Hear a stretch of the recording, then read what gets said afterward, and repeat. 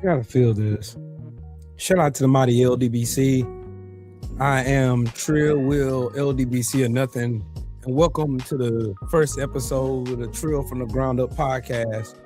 What's happening, everybody, man? Make sure three things I ask when I go live. Number one, make sure you are subscribed to the channel. Number two, 52. Number two, make sure that you like the video so this video falls into the algorithm so that more eyes that need to see it. Number three, donate to the channel. Today I'm doing something special because somebody very close to me's birthday was yesterday. My brother from another mother, Mr. Shelton, his birthday was yesterday. And I want y'all to do a favor. Do me a solid. Show my brother some love. His Cash App is right here on the screen. So show my brother some love on his old solar return day. So yeah, it's gonna stay up the whole show. Anyways, how y'all feel today, man? How y'all feel? I'm getting stuff cracking and whatnot. You know, but hey, it is what it is. It is what it is. Who all we got in the building? Speaking of my brother Shelton in the building. Happy birthday again, bro. His birthday was on Tuesday. Then my brother Kevin in the building. What's up with it, Kev? The Troll Slayer in the building. What's happening with it? Jay Lick in the building. What's good, Brody? Hari in the building. What's up, Brody? Hey, BZ, what's up, bro? Shogun, salute to you. Nina, what's up, Queen? Jane. Good evening. Any old ways. Title of today's show, Lessons Still Not Learned, America Will Not Change. Got a lot of reasons why. Yeah, Diane, you text me. I was at work and I was swamped yesterday. But I'll send you that video. That video is Dixon Whitey. I think I have it on my hold on, let me go to my bookmarks. I'll send it to you right now. Right now. Let me send it to you right now. Right now. Cause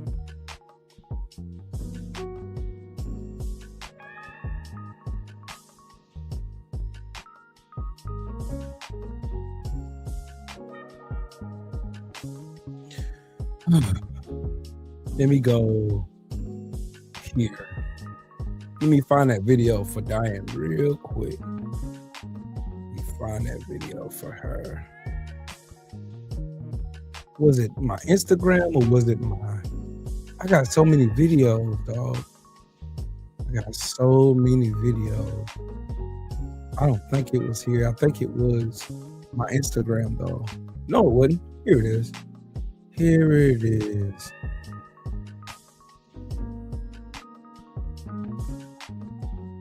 Let me go here. Go to Diane's text. Let me text my man real quick.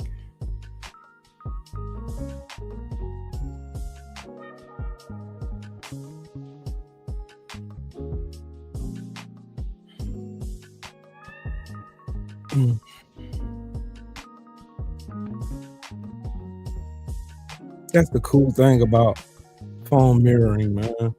I don't have to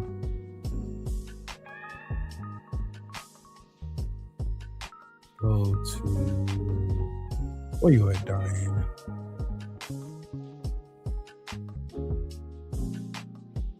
There you go.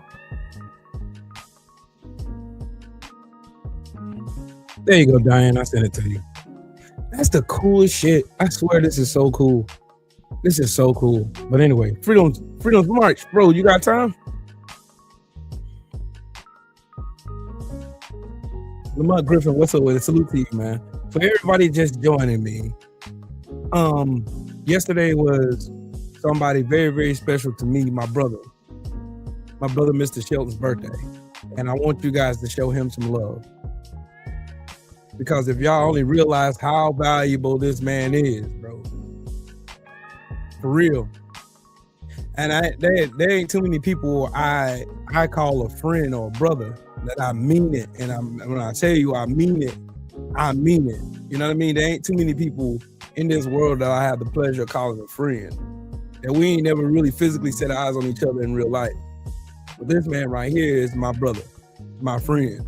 I love that brother, man. That's my dog for real. My dog for real. You know what I mean? So yeah, show him some love on his birthday, man. Just do me that solid. You feel me? So do me that solid. Do me that solid. I don't ask for much, but do me that solid. His Cash App is ZBucks, capital Z, EBUCKS. And you will see his name pop up. Ah, dang. Freedom, you just like me. Good God, bro. They're trying to slaughter us at work, bro. Okay. Lessons learned. Lessons still not learned. America will not change. Well, what makes you say that? Because after all of the dust has seemingly settled, and I got to do, you know, an analytical thinker is always constantly thinking. And my mind is always working. And I started thinking. And I came up with an epiphany. And I came up with a question that I want to pose to everybody in my chat. What demographic in America is the most protected class in America? I'm gonna ask y'all one more time. What demographic in America is the most protected class in America? And I guarantee you some of these racists are gonna come in here and say black people, and you will be 100% totally wrong. Piff, what's up, bro? Mark Wunderlich, what's up, man? King Corleone, salute to you, bro. What? And it ain't even white women. It's not white women. Nope. Who is the number one protected class in the United States of America? Tay, how you doing, Queen? What's the number one protected class? Don't worry, I'm gonna go ahead and spoil it for you, and I'm gonna tell you. White men. White men have never had to fight for rights. White men ain't never had to claw to get the right to vote. White men have never, ever been discriminated against in this country, ever in the history of this country. They're the most protected. And you notice, no one really was in an uproar when that young lady, Renee Good, was murdered. It was only after Alex Peretti was murdered by other white fucking cops that everybody started to say, oh, now we need change. We need this. We need that. We need this, that, and the third. We need it. Oh God, we need it. China up, China. Oh, that's when all the smoke came. Then my question went from that to, why isn't everybody else valued the same? Bearded Viking, what's up with it, man? You didn't hear the name in media of Keith Porter, who was murdered while celebrating New Year's Eve with his family. A father of 3 baby girls, beautiful babies. You didn't hear anything about him. You didn't hear anything about the 35 other people who were murdered by ICE. You didn't hear a thing. Not a word. Not a peep. Not a word. So now we need change in America. Now it's time that now y'all know the government don't care about your color. Now you know that was just a social construct so that they can steal and fleece money off of you using your own inherent bigotries against you. Now you realize that, or have you? Because the ones who are defending the actions of these ICE terrorists are white men. primarily. And you know who's right on beside them? The same ones who put Trump in office, white women. So then you have to take a trip down in the time machine and go back in time throughout the inception of the United States of America. And then you look, you'll see a trend. You'll see a trend. Y'all know me, I'm a history teacher. I love history. I love history. I love history. I done fell in love with me and history. We go back like 4 flat tires, man. We go back like 4 flat tires. So I guarantee y'all don't know about this. And what is this, Will, that you're talking about? Opelousas, Louisiana. Now tell me, have y'all, before I start talking about it, tell me, have y'all heard of Opelousas, Louisiana? Have you ever heard of Opelousas, Louisiana? I'll take that as a no. What happened, Will, in Opelousas, Louisiana? I'll tell you. Opelousas, Louisiana, after black people emancipated themselves after the Civil War, created their own town, just like Black Wall Street, just like Elaine, Arkansas, Wilmington, North Carolina, Greenville, Mississippi, just like all these prosperous black towns. And guess what happened in said black town? There was a guy, white guy, who was a school teacher.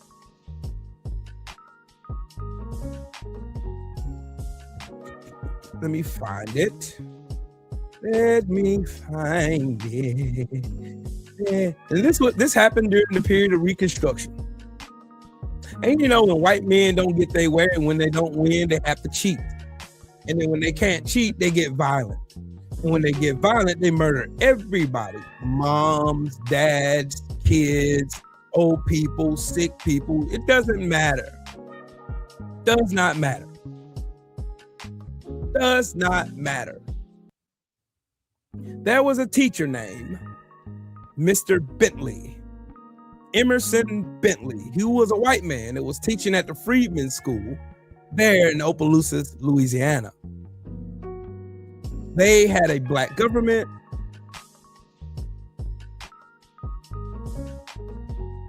The Opelousas was a parish of St. Landry Parish, and it was 14,000 people there. 14,000, majority being emancipated black people. This happened in 1868.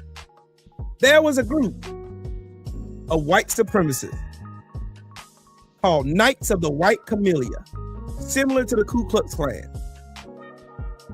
Soon after the Civil War's end, a local city ordinance announced no Negro or freeman shall be allowed to come within the limits of the town of Opelousas without special permission from his employer, specifying the object of his visit and the time necessary for the accomplishment of the same. White residents of Opelousas grew increasingly resentful of black voting rights. As the 1868 election approached, on September 28, a group of local white men threatened and severely beat the school teacher, Emerson Bentley, a white man who'd written an article that exposed local voter intimidation. Sounds familiar, don't it? Sounds familiar, doesn't it? Sounds very, very familiar, don't it? Nicole, how are you? Sounds familiar, don't it? Sounds very, very eerily familiar. Voter intimidation. Oh, black people, we don't need you voting. Mr. Vino got it. What's up, man? We don't want black people voting. So a white man wrote an article in the newspaper, the local newspaper, because he was not only but a voters' rights advocate, he was also the newspaper's editor. He was a rare white ally of black voters in St. Landry Parish and had been threatened repeatedly before the attack. After hearing about the attack on Mr. Bentley, black men in the community armed themselves for protection, and 27 were soon arrested or killed by white mobs. Over the next 2 weeks, armed white men patrolled Opelousas and surrounding communities, terrorizing and killing black residents indiscriminately. By some estimates, the violence killed at least 30 white people. including some that were targeted by mobs for being sympathetic to black rights. Let me read that again. By some estimates, the violence killed at least 30 white people, including some who were targeted by mobs for being sympathetic to black rights, and left an estimated 200 black people dead. It was more than that. Press accounts of the violence were skewed because white mobs destroyed the printing presses used by progressive publications and killed a white man who worked as an editor for a pro-Reconstruction St. Landry Progress newspaper. White supremacist newspapers dominated post-massacre, reporting and flooded the press with inaccurate tales of a race riot. So they flipped the script. It sounds familiar. I'm reading this for a reason. Weeks after the massacre, it will be 8 years before another progressive newspaper was launched in the parish. Weeks after the massacre, a Franklin, Louisiana newspaper vicariously declared the Negroes of St. Landry are, for the first time since the war, polite and well-disposed and work well. Our white people deeply regret the necessity which compelled the citizens of St. Landry to kill and cripple so many Negroes in the late Opelousas riot, but the Negroes for more than a year have laughed at the warnings and advice given to them by the planters and the citizens of the parish. A fight was inevitable. It was the last and only effectual argument that could be used with the Negro. A carpetbag editor and his miserable incendiary sheet caused the riot. The editor escaped, and 100 dead Negroes, perhaps 100 more, wounded and crippled, are the upshot of the business. The brutal attacks in Opelousas terrorized black voters into silence. Former Union General Ulysses S. Grant won the 1868 presidential election without a single vote from St. Landry Parish.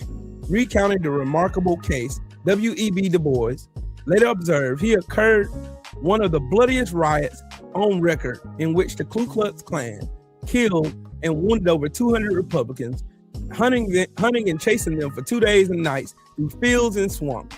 Prior to the presidential election of November 1868, half the state was overrun by violence, midnight raids, secret murders, and open riot to keep people in constant terror. Like I said, I wanted to read this massacre in particular, because this happened in 1868. We're now in 2026, and the same shit is happening. Same shit. Same shit. Same thing. Nothing has changed.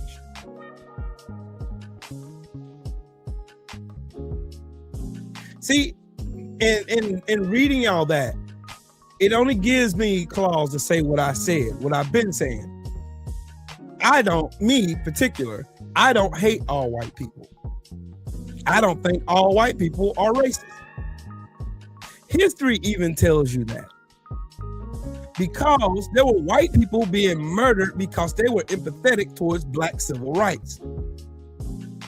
Now, you have Emerson Bentley, you have John Brown, you have numerous other people that you probably never heard about because they want to keep it, to make it so that black people in their heads jumble all white people into one demographic and say the stupid, ignorant shit that all white people are racist, when that's not true.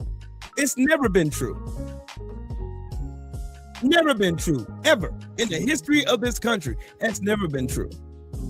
But what also has been true at the same time is that a majority of white Americans are comfortable in racism. Akondo, what's up with it, bro? King shit, shut the fuck up, bitch. How about that?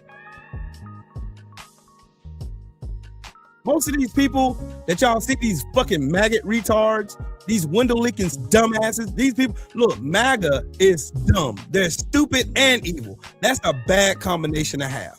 Being fucking dumb and evil. Y'all remember when MAGA was going around telling y'all about how Joe Biden and the Democrats was trying to take your guns away from you? Carpe diem, what's up, Brody? Stop fucking lying. Irish were not considered human till the Civil Rights Act was passed. That's a lie. They lied to the Irish and told them they were white. They came up with a social construct to make them stop working alongside black people. Learn real history.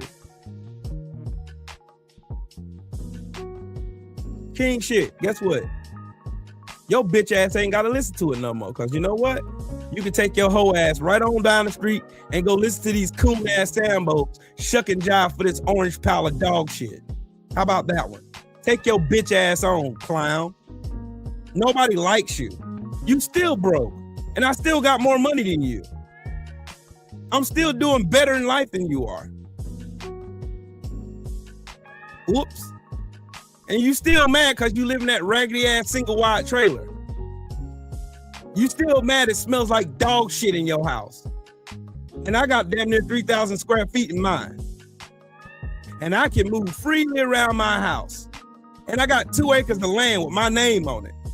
What the fuck do you got? You rent from some cokehead that keeps damn raising the rent on your dumb ass when you got holes in your floor. You poor piece of shit. You poor broke piece of shit. You're the nigger that you love to fantasize about. That's what you really mad about.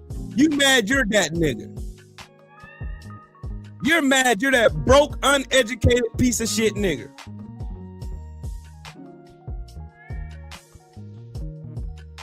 That's some funny shit. How you project your weakness onto everybody else because you broke and you ain't worth a fuck. Your mama should have swallowed.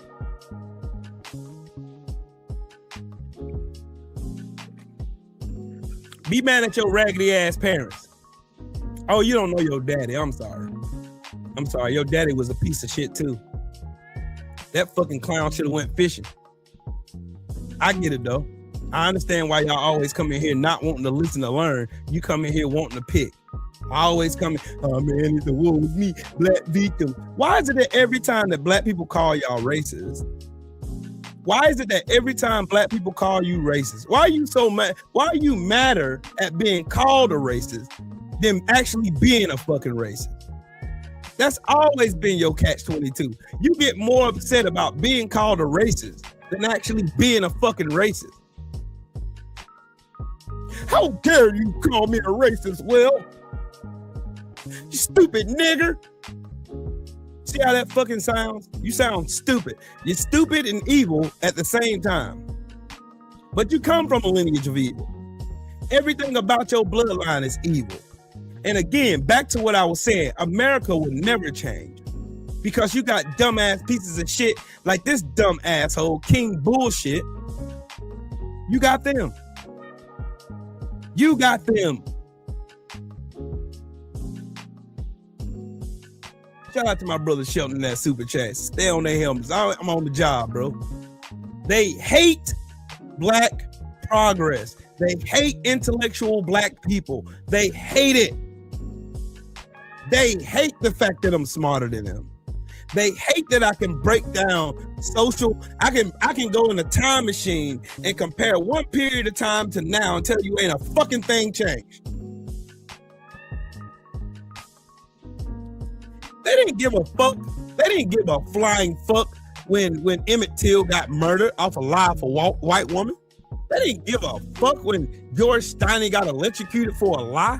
They didn't give a fuck when Sandra Bland got murdered. They didn't give a fuck when Trayvon Martin got stalked and he got harassed and then he had to defend himself and then he got murdered for it. They didn't give a fuck when Eric Garner got choked out. They didn't give a fuck when Alton Sterling got shot in the chest 4 times. They didn't give a fuck. They never would, never have, never will give a fuck. They didn't start giving a fuck till ICE shot Alex Pretty.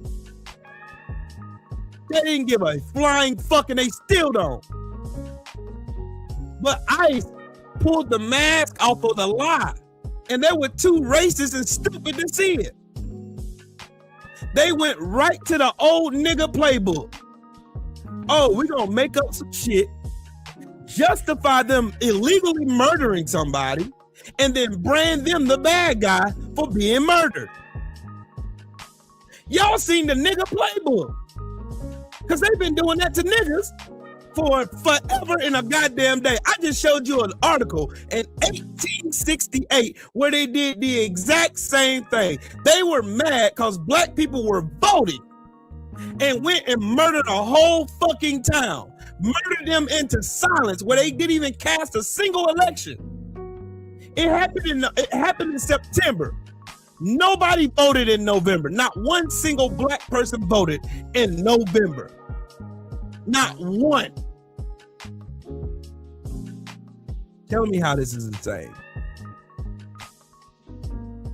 Tell me how this is insane. Tell me how this is not the repeat of the repeat of the repeat of the repeat.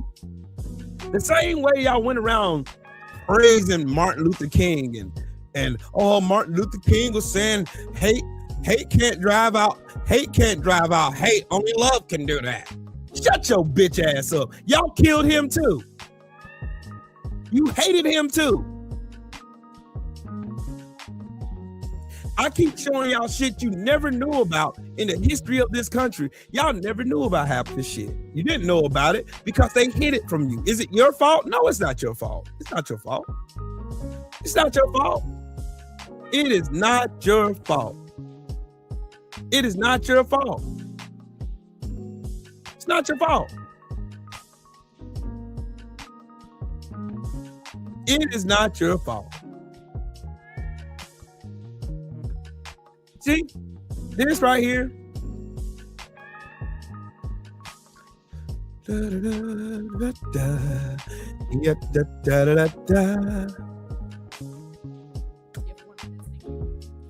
Let's be clear about what ICE is. ICE is not an organization that operates under the law. They routinely violate the law and are literally encouraged to do so by Trump and his cabinet. They don't even abide by traffic laws. If you are someone who thinks an immigration enforcement agency should exist, ICE is not that. ICE does not abide by any sense of morals or regard for the people of this country.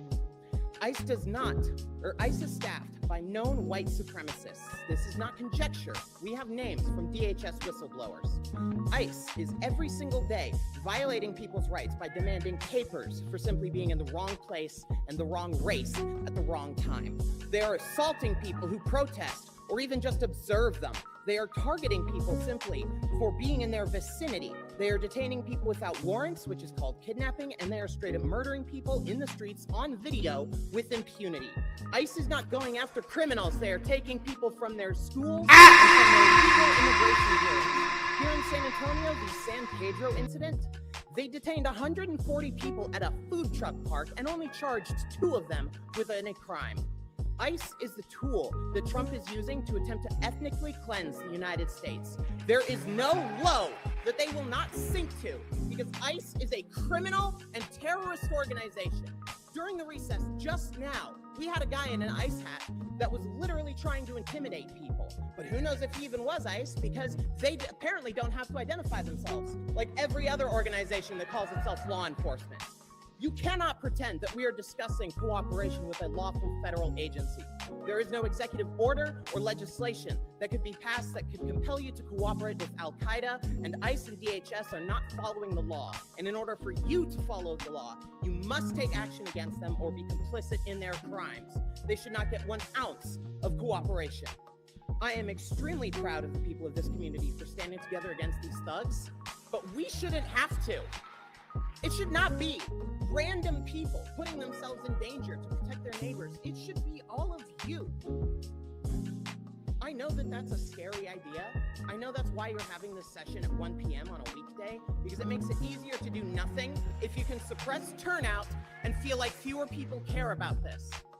But you cannot let fear rule you. Trust me, I know it's terrifying. I'm terrified right now. ICE might be taking down the names of speakers here. But you know who's more scared than any of us are the people who aren't here. There are neighbors who are worried ICE will knock down their door next. That they will be the next ones separated from their families, that their children will be used as bait by ICE agents camped outside their schools, that they or their children will be shipped off to a foreign gulag or even one of our local Texas ICE gulags, like little 5-year-old Liam from Minneapolis, where many people have died in their custody, including Geraldo Lunas Campos, who was strangled to death by ICE. They're building one of those facilities within San Antonio city limits right now, and you could stop that. in spite of the danger and the fear that these people engender, I see folks in this community pushing back, putting themselves in harm's way to protect their community, and they have less power than you. You have an obligation to protect the people of this city, to follow the law and the Constitution. That remains true even when the federal and state government break the law and fail in their duty and turn on the people like they are doing now. So if you don't have the backbone, you shouldn't have taken the job.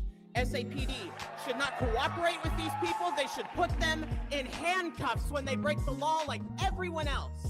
You will never be able to appease them. They will keep coming back for more. They do not honor their deals. They won't simply leave after ripping out the 65% of the city that is Latino and putting them in camps. They have every racial, ethnic, and gender minority, every dissenter, every poor person, every disabled person who can't be exploited for profit in their crosshairs. We won't be spared the worst of it just because this is a red state. Eventually, they will work their way up to you. An ICE agent could shoot you, Mayor Jones, right now, and they would have a segment on Fox News tonight saying that you deserved it because you're gay, like they did to Renee Good. Y'all listen. This Keep city listening. can lead and be the first to put cuffs on these terrorists. Your time, thank you. Your time is up. Thank you. Set the example. Thank you. Okay. That's cute. You're gonna go when we start revolution. Whose side are you gonna be on? Are you still gonna be on your knees begging for us jobs? I will, as Mr. Meek said, he wouldn't just die standing on his feet rather than die on his knees. I will die standing up for God, regardless of any circumstance. Okay. Have God ever told you to let this white man rule you like he is? Well, young man, you first must be born again. God is a No, I spirit. ain't born again. I ain't got to be born again. See, I was born in a new generation. You could your mother could have brainwashed you, but can't nobody brainwash me. I'm ready. It's gonna take young boys like us to win the revolution. Because this happens to be, coincidentally, the young man in the group that Mr. Meek said you did not speak for. How would you talk to a young boy like that? Well, I would say I would definitely have to use the Bible, Mr. Duncan. No, I don't hear that. Well, this is my own way. I ain't no Uncle Tom. Well, See, salvation. you is can't free, son. brainwash me. Jesus said first. This was in the 50s, I believe, 60s.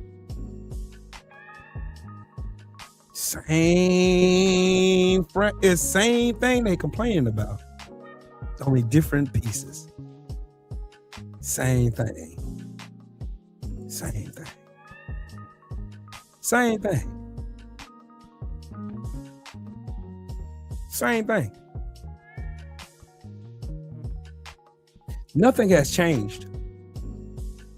I don't care how many, and the thing about it is, here's my thing. My thing is this: if white people throughout history can be so mad and so upset with the fact that black people are voting, being progressive, surviving on their own, they can form mobs and destroy whole towns. Why can't you do the same when the same white government is being tyrannical towards you, killing you in the street? Why can't you summon that same energy? Because when Black Lives Matter was out here protesting, all you seen was white people. All lives matter. All lives matter, Will. Blue lives matter, Will. When both of them, John was killed in his apartment. All lives matter. Why can't you ever summon that same vitriol that made y'all march on the Capitol January 6th of 2021 based on a lie that Donald Trump told you?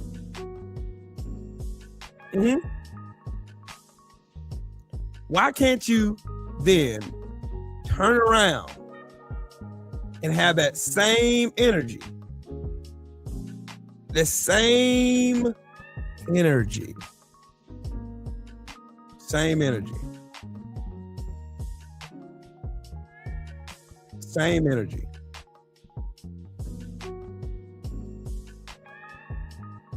Why can't you have that same energy?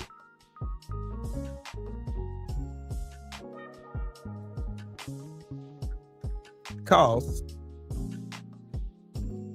I get on to see stuff like this.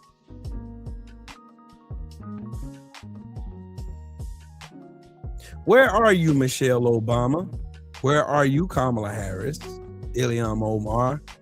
Where are you? Where are the blacks? Why are y'all not protesting? This dirty ass cunt got on the internet and said this stupid ass shit. You know what black people are? Black people, they went to the polls on November 5th, 2024, and they protested. And they voted. 88% of black people voted for Kamala Harris to be the next president of the United States. White people said, fuck that. We're going to take our chances with the criminal. And went in there, after they went and cosplayed at all these rallies, standing beside black people, lying in their face, they took their coward asses into that voting booth and voted for a fucking thug and put his stupid ass in the fucking White House. And now they're acting shocked that this bitch ass nigga is being a criminal. Now it's a surprise. Oh, he's doing criminal shit. He's not listening to judges. No shit. No shit. You think? You think? He's stealing from everybody. Oh, you think? He's isolating us from all of our allies. Nobody trusts us in the world. Nobody. The dollar is hanging on by a thread. Our economy is so volatile, the slightest movement can cause a whole fracture and collapse. Because y'all wanted that fucking racist piece of shit in the White House.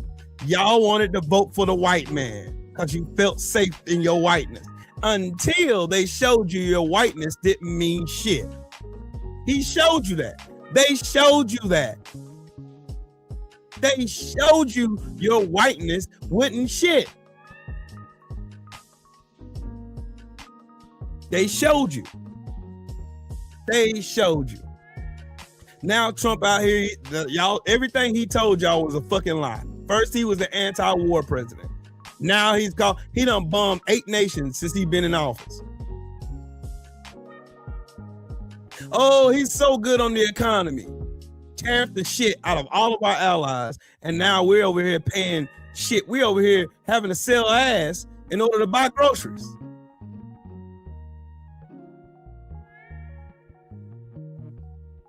Oh, Donald Trump is so good on foreign policy. He's Russia's bitch. Donald Trump is Russia's bitch. Always have been, always will be. He's been a bitch. Free my grandma. What's up with it, man? Shout out to Mahari in the super chat with that 2-piece. He said, once the dollar drops for the final time, game over. Facts. They wanted their access to whiteness. They wanted it. They thirsted for it. So what did? They went and smiled in black people's face. Smiling in your face.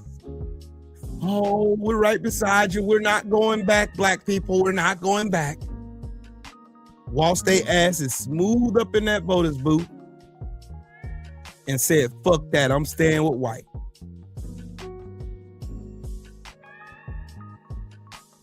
And now look what we got.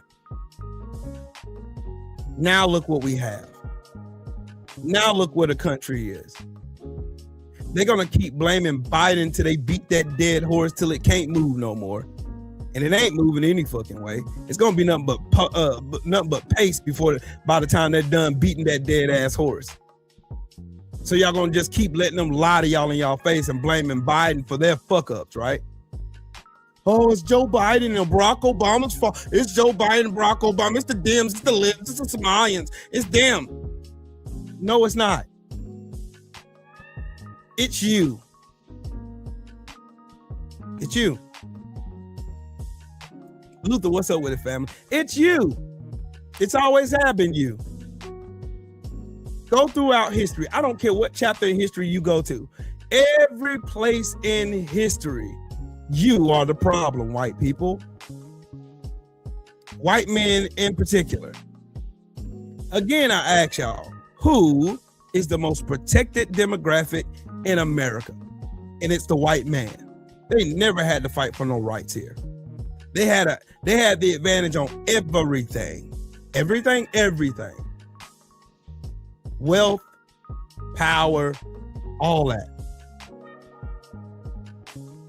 Black people was the cog in the machine that stopped everything to a halt because black people voted as a conglomerate. We voted as a unit.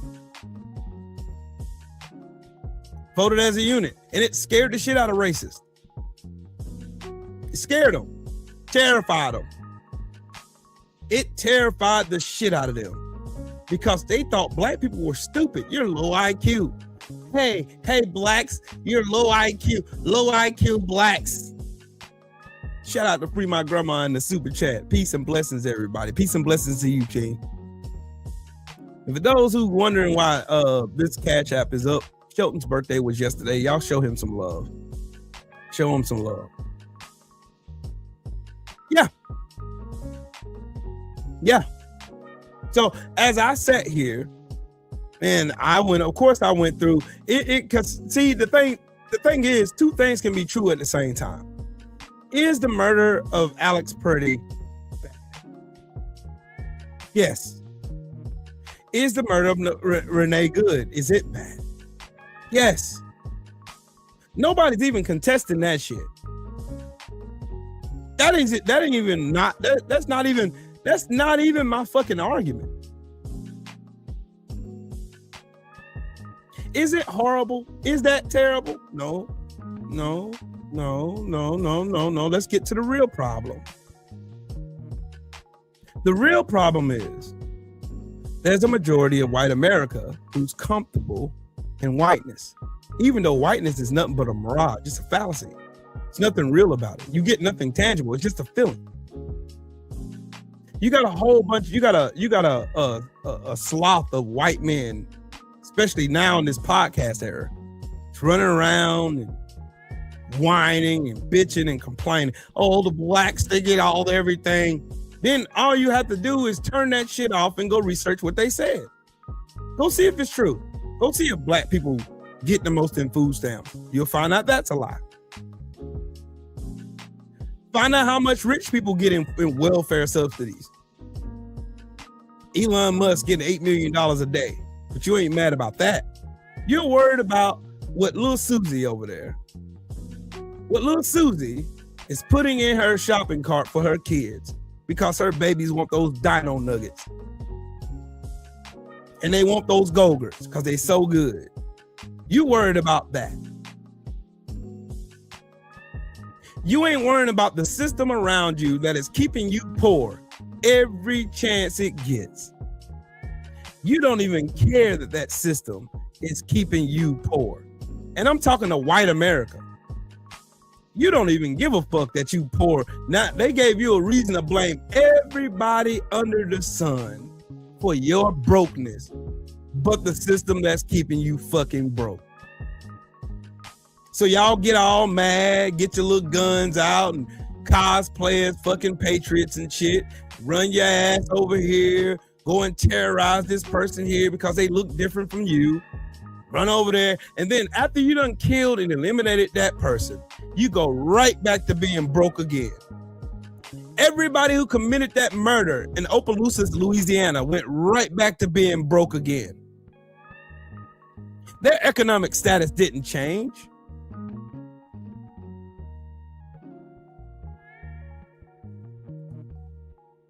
See, you're stupid. You're stupid. You're stupid. Trump cut tax on tips, overtime, welfare, and old people's money. Democrats voted against. You're stupid. You left out the part that it gave billionaires $4.5 trillion fucking dollars, though. You left that part out.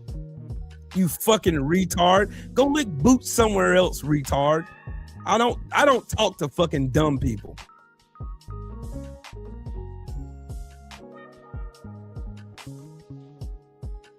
Lyndon B. Johnson told y'all a long time in the 60s, he told you, if you can convince the poorest white man that he is better than the best black man, he won't even notice you're picking his pockets. Hell, give him somebody to look down on and he'll empty his pockets for you. And y'all did just that.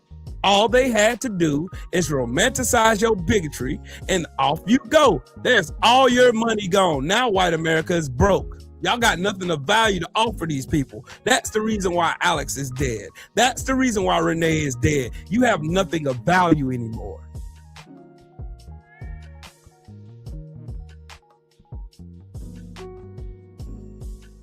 You don't know what the fuck you're talking about because you're stupid. Stupid. Stupid. You're just dumb. Yeah, and y'all are arrogantly dumb. That's the worst kind of stupid to be. You're arrogant and fucking stupid. Arrogant, stupid, and evil. That is the trademark of being a Trump-tard. Arrogant, dumb, and stupid. Because y'all don't know what the fuck you're talking about. You don't. Y'all don't even go and research shit. All y'all do is listen to other dumbasses on the internet repeat some shit, and you go to somebody who knows what the fuck they're talking about. You go sit in their chat and type a bunch of stupid shit where you don't know what the fuck you're talking about. Trump has done nothing for the American people at all but terrorize the shit out of them. Now you ain't got Second Amendment rights because of Trump. Now you don't have First Amendment rights because of Trump. Yeah. Oh, he can't carry a gun to a protest. Well, Well, how do you explain Kyle Rittenhouse then? Didn't y'all have him on podcast? Didn't y'all have him with the RNC? Didn't y'all hail this piece of shit as a hero? Oh, now.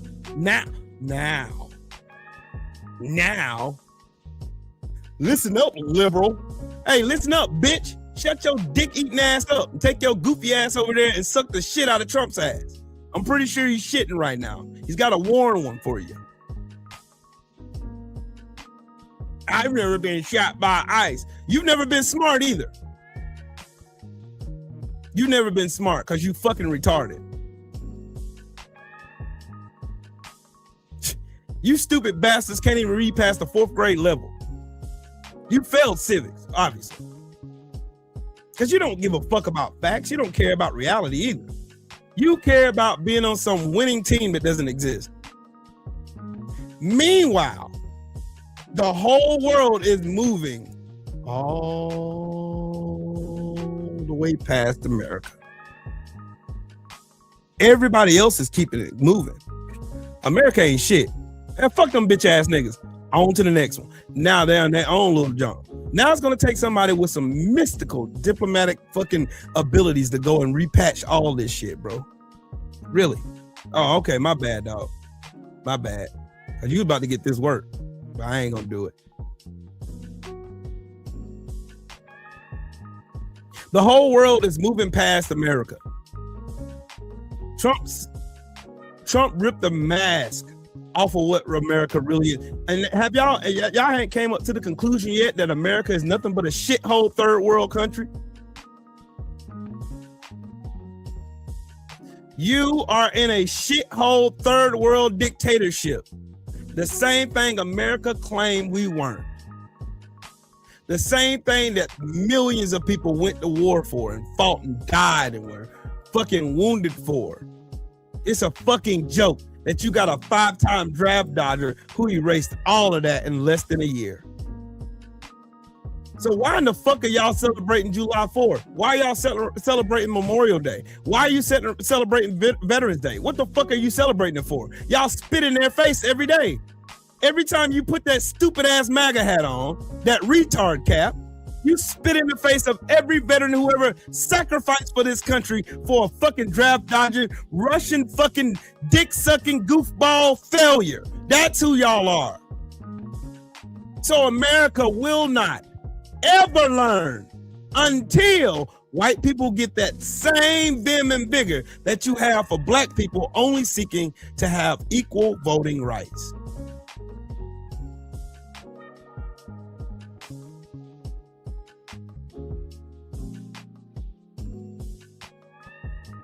If you get that same anger, that you get that same energy that you have when your favorite team wins the Super Bowl or the World Series or the NBA championship, where y'all go out, flip cars over and hang off fucking stop signs and shit. Y'all get that same. Y'all can find the energy to go and raid the Capitol when a white man come up and tell you a lie about it. And he sat there and comfortably lie in your face. And y'all bought it. Hook, line, and sinker. You rolled your goofy asses up to Washington, D.C. Ashley Babbitt rolled her stinking ass up there and got shot for being a terrorist. Now they trying to make this woman sound like, oh man, she was a hero. She was a hero. Oh, don't believe me. I'll show you. Don't worry about it. Don't worry about it. Now listen to this. Check it out. I'm telling y'all, it's y'all. Y'all been the problem. It's you. We're seeing massive outrage from mainstream media and the left, but I'm just wondering, where was that outrage when Ashley Babbitt, an Air Force veteran, was executed by Capitol Police Officer Michael Byrd, who she posed no threat to in the U.S. Capitol? Well, you raised a very important point, which I also believe that I just raised as well in those opening remarks, in that there has no doubt been selective outrage by the liberal biased media. You hear how these stupid motherfuckers talk? You hear this lying ass fucking bitch right here with all those lip fillers in her mouth? You hear how they fucking lie? You hear how they lie? Ashley Babbitt posed no threat. She's a fucking terrorist. She was trying to break into the Senate chamber. She was a fucking terrorist. She was no fucking hero. She wasn't protecting nobody. She was there because of a fucking lie. And that dirty bitch got killed because she was a goddamn terrorist. And good, may she rest in shit. May she relive getting shot in the fucking face again, over and over and over again, because her dirty ass life wasn't mattering. It didn't matter then, it don't matter now. And the reason is because she threw it away because of a lie.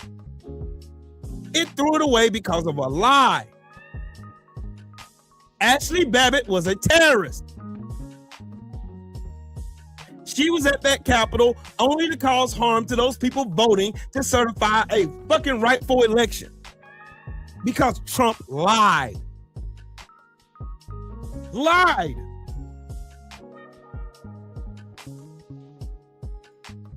And picking and choosing victims and highlighting their stories. And as I've said, choosing victims?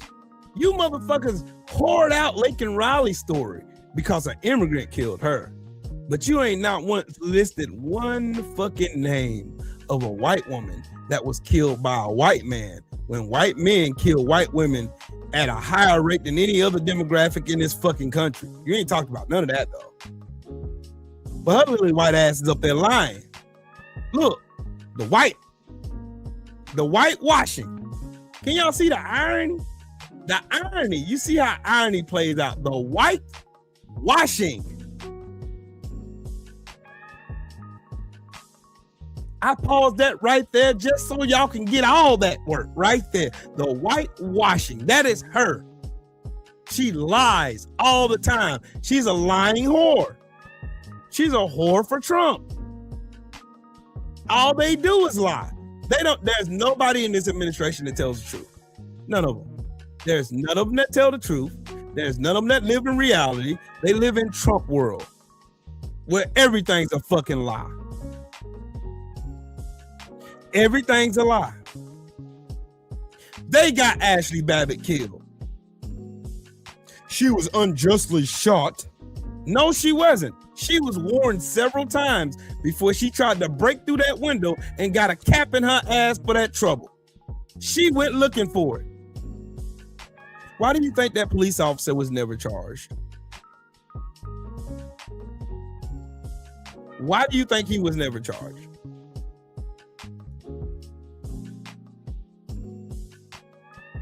Because she was acting as a terrorist.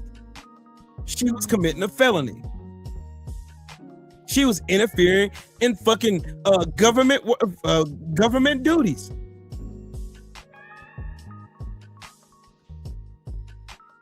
I'm telling y'all how y'all gonna fix this. Black people will never be able to fix this, nor will we ever choose to anyway. It's not our problem to fix. It's yours. White America, I gotta give y'all the game, homie. I love y'all. I do. But I gotta tell you the truth. The only way this shit gonna get fixed is you gonna have to fix it. We can't. And we won't. Don't count on us coming out here. We ain't. If they treating y'all like this, how y'all think they're gonna treat us? How do y'all think they gonna treat us?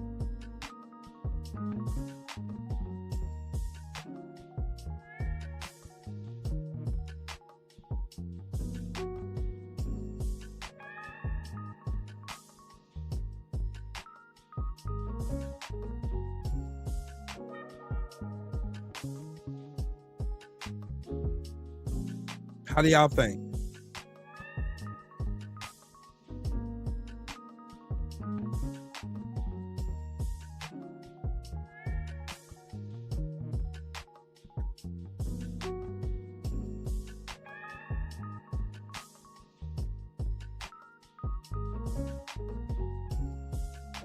Shout out to Nada8697 in the super chat. It says, salute Trill Will and the mighty LDBC. Salute to you, family. To say that the U.S. is turning into Nazi Germany is to ignore that the Nazis learned a lot from U.S. slavery and Jim Crow.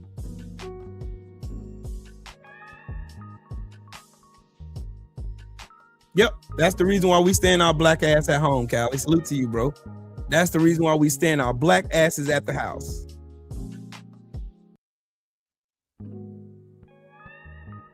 Yep, Trump did that. He's done nothing positive. They can't name one positive thing Donald Trump has done for the American people. What positive thing has he done for America that didn't benefit the rich people? My brother, the general in the building. What's up with it, Brody? Name one thing. One thing. I want one thing that Trump has done that made life better for everybody. Of course, y'all gonna see all the self-hating Negroes come out here and lie. Oh, Trump's done so much. He's done a lot. He ain't done shit. Now they're infiltrating social media. They done went and fucked up TikTok. TikTok is dead now. They done fucked up the algorithm, all that. Fucked it all the way up. They don't care. These people don't care about your fucking rights. And y'all are over here all scared. The Democrats trying to take your Second Amendment rights. Had the NRA, everybody. Where the NRA at now? Where all these don't tread on me Second Amendment fucking idiots at? Where they at? Don't see none of them, do you? Of course you don't. Because they're a bunch of bitches. When it counts, you're fucking cowards. TikTok's algorithm is fucked. There are content creators that got millions of subscribers. Yep. Hey, General, that's what I've been saying. The best thing that ever come out of this fucking administration is Trump exposed every last one of these racist bastards, these dirty ass dirt balls, these recessive chromosomes, these mutants that come out of the woodwork talking about low IQ this, low IQ that. But you want to know the funny part about that? He also showed them that white skin didn't mean shit either. Because he pulled out the nigga playbook on their asses real quick, didn't he? Oh, we're going to lie about what happened. Oh, he was a terrorist. He was a threat. I feared for my life. Didn't they say the same thing about Philando Castile? Trayvon Martin, Tamir Rice, Ahmaud Arbery? Didn't they say the same thing when they killed those people? All y'all got to do is go look at real black history. Go look at real history. Look at it. Look at it. Go take a look at it. Take a gander at it. Once you go take a gander at it, you'll see there ain't nothing new under the sun right now. Everything that's happening to everybody else, they already tried that shit on us. So all these damn content creators coming out, hey, black people, I don't know why y'all just not doing nothing, but they're coming after y'all. Next, when the fuck did we stop being first? I missed that part. When did we stop being first? We're the prototype. They was beating and killing our ass on camera for years.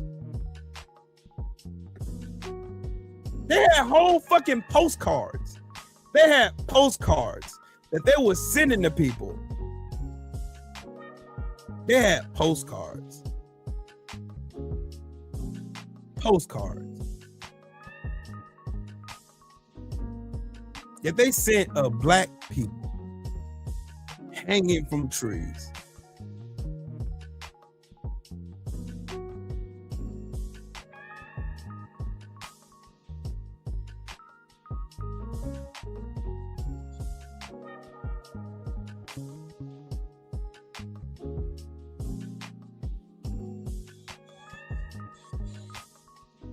My brother calling me for.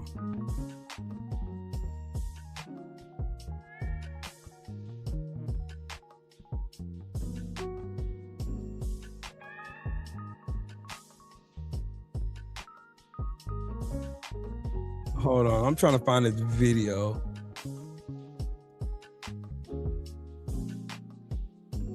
Let me find this. I know I sent it to my wife somewhere. Oh, I know where it was. Facebook.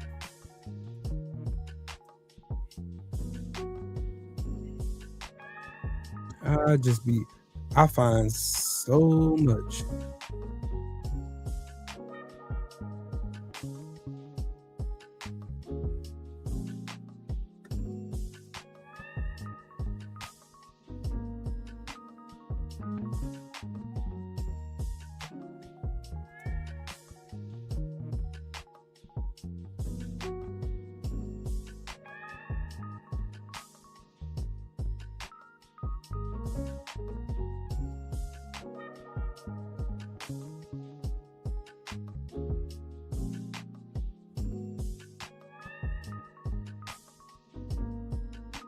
Let me find it. Let me find it. Let me find it.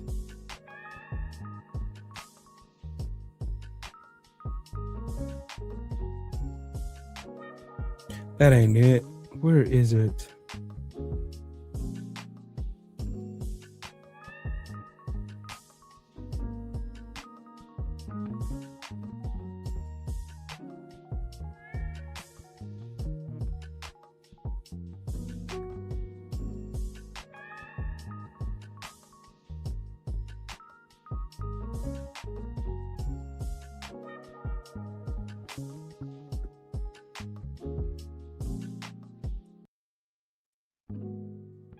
Hold on, let me find it.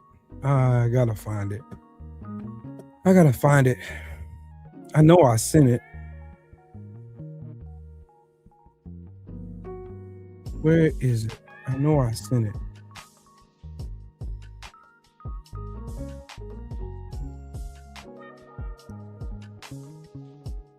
Oh yeah, I gotta send this for Gary Chambers. I love his videos, man. Man, Gary Chambers is that guy. Yeah, that's what they said, huh? All you gotta do is comply. Yep. That's what they say. Hey, you wanna know something? Free my grandma. You remember that scripture that says the first shall be last and the last shall be first and the meek shall inherit the earth? Wild, ain't it? Wild times. The last is becoming first. And the first is trying to fight not to go last. Why do you think their birth rates are declining the way they are? It ain't just by coincidence. I don't believe in coincidences. I believe in fate. I believe everything happens because it's designed to happen. And you watch. Their fear is that we're going to do to them that they done to us. So that would signify that they've been treating us terribly for generations, don't it? Everything they done lied about has been just that, a lie. They've killed, murdered, maimed, hung, everything under the sun where they thought they can murder Black people. We don't have health care now. We don't have adequate health care because of racism. We don't have adequate wages because of racism. We don't have adequate housing because of racism and ignorance. We don't have nothing. America doesn't have anything good. We're the richest country in the world, but we got the poorest mindset. It's because everybody on the bottom seemingly is wanting to give their money to people who are already rich and don't give a fuck about them in the first place. We worship America. When I say we, I mean America. America. America. Yeah, Gary Chambers been putting motherfuckers in their place for as long as I done followed him. I love Gary Chambers. Gary Chambers is that guy, man. He is that guy. But check this out. Check this out. I think Jasmine Crockett could win Texas. She just got to go out there and she's got to partition the fucking black community out there. Fuck trying to chase these fucking moderate white people. Stop. Stop chasing moderate white people. Leave them the fuck where they at. Fuck them. Go chase your people. Watch. He gonna show you. He's a numbers guy. Now check this out. Check these out. So I made a post and I was talking about the demand that's been placed on black people, and it's creating a lot of frenzy. So I want to show some numbers because I'm a data man, all right? In God we trust, everybody else bring data. By race, okay? Latino men, 54% voted for Donald Trump in this exit poll. Latino women, 39% voted for Donald Trump in this exit poll, all right? By race, okay?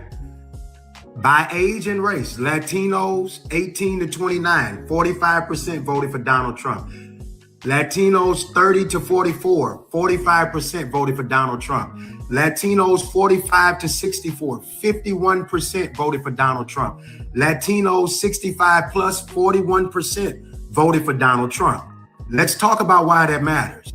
Privilege always expects more than it gives, okay? Privilege always expects more than it gives. I am saying in these statements about my Hispanic brothers and sisters, my Asian brothers and sisters, that to demand that black people be in the streets when the majority of us, They hate us. by race, 18 to 29. Hold on. Let me go back to what that post said. It says, privilege always expects more than it gives. Asian Americans killed affirmative action. Brown folks have played the role of the oppressor before because they thought they were exempt, thought it wouldn't come for them. Meanwhile, Hispanic Americans are out here on camera every day saying the N-word and discriminating against black people in California and in Texas. Then expect those same people to march and die beside them. See? It expects more than it gives, okay? Privilege always expects more than it gives. I am saying in these statements about my Hispanic brothers and sisters, my Asian brothers and sisters, that to demand that black people be in the streets when the majority of us, by race, 18 to 29, black people, 83%, 30 to 44, 83%, 45 to 64, 84%, 65 plus, 93% is the way that black people voted, okay? So when we're talking about why black people are not putting their bodies on the line, not whether or not we oppose Trump, it is clear by the numbers that black people in America overwhelmingly, I don't care what the 20% or the folks that they have as talking heads that they promote over the majority of black men in America, the majority of black people have shown repeatedly that we oppose Donald Trump and his plans before the election and everything he is doing since the election. Black people oppose. Yep. But when we talk about videos of Hispanic people using the N-word, I'm gonna drop one in. You go to cover, nigga. I'm fake, nigga. I know you do, dog. I'll spit on your plate. I'll put my dick on your plate, nigga. Fuck your family. Fuck your kids, nigga. That's how it is. I can't sleep comfortably because of you. He be fucking getting the whole fucking plate. He be fucking expecting us to give us a whole fucking shit. That nigga right there. Do you go to cover? Yeah, you do, nigga. Stop playing. Yeah, you do. Nigga, act like I don't know your fucking face. Stop fucking playing. Fucking talking about, can I get a fucking discount? Can I get a fucking this? Can I get a fucking that? That nigga right there. Point that shit out. When we talk about Asian Americans helping lead the charge against affirmative action, because race doesn't affect everybody the same way. And to just have a blanket policy where everybody's race is considered no matter what, I don't think that's appropriate because it impacts different people in different ways. I find that a lot of these arguments oftentimes in favor of affirmative action are somewhat in Congress. This is us trying to say to you that there's about 40% of the people within your own community you should have a conversation with before you are making a demand of black people to be in the streets. I am not saying that we are in support of what is happening to the migrant community or that we are in support of Donald Trump in any way. I am saying that some of this stuff right here prevents some black people from being able to hear you when the numbers dictate that 40% of the people within your own community are betraying you while you're putting a demand on us. There's some conversations that need to happen within the Hispanic community with other Hispanic people before putting a demand on black people. Let me just say this. Hispanic people, no, you can't say the N-word. It's disrespectful as fuck. Shut your bitch ass up, Jose. You can't say the N-word. We don't think it's cool. We don't think it's fly. Y'all over here trying to steal AAVE from black folks, trying to cosplay as black folks while disrespecting them at the same time. No, you ain't one of them. You thought you had access to whiteness. You thought you did. You thought you had access to whiteness. You thought, if I vote for this white man, he gonna protect me. No, the fuck he ain't. What happened after these people of color that they love to paint them as? These people of color, what happened after they voted against themselves? That machine they voted for came right back after them like a boomerang, right down their throats. And now they're turning around looking at black folks like, hey, cuz, hey, my nigga, hey, bro, y'all need to stand out here with us, man. Y'all need to come stand beside us. Y'all, where y'all at, man? They out here doing, we can't sleep. That's your fault. That's a you problem. Black people told y'all that y'all ain't nothing but niggas with an accent. That is all y'all are. You a nigga with an accent. You are disposable, sir, ma'am. See, what I like about Gary Chambers, he provides context and receipts. Shout out to my brother Callie in the super chat with that 5-piece. He said, I got another live stream about non-black people using black culture, the N-word, discarding their culture to be us. Factuals. They do it. They do it in white culture and every other culture. They cosplay us. And it's only a subsection of black people trying to cosplay to be anybody else. Those are the Sambos, the tap dancers, the shuckers and jivers, the coons, the ones we don't fuck with. The ones that nobody fucks with. Yeah. Yeah, that way. Go ahead, continue cooking, sir. I said this and most people seem to miss this. We oppose white supremacy, and that is the enemy. Don't confuse our internal focus with agreement. Focus on the real enemy, not black people. Your proximity to whiteness has many of you confused about who the real enemy is. And for people who are upset with me about addressing this, these are conversations that are happening. I'm not going to ignore them like the average person who discusses politics. And I am black before I'm anything else. Because this country shows me that it will do everything it can to abridge my rights as a black person. Facts. Everything it can. And so it is not out of a lack of love for my brown brothers and sisters that I am focused on doing what is necessary for black people. I've even heard people say Dr. King's quote, injustice anywhere is a threat to justice everywhere. That is absolutely true. Dr. King advocated for the Deep South. Atlanta is still today one of the most gentrified cities in America and has one of the largest wealth gaps in America. While we as black people were helping everybody else, we have not yet accomplished the things that we need for ourselves. And I understand that fighting for liberation of all people is a mission that we must stand on, but all people must fight for liberation. Facts. All people must share that same disposition. And if I am willing to challenge the 20% of black men in our community who stepped against what is in the best interest of black people, there are some Hispanic people, some Asian people that need to have some conversations within your community. And telling us that now is not the time to have that conversation is a disingenuous ask. Because to ask us to ignore the things that people are doing against us while demanding that we support you, that is a level of hypocrisy that many of us will not tolerate or go along with. To say that black people who overwhelmingly oppose this administration are in any way supportive of this is being disingenuous and being a liar.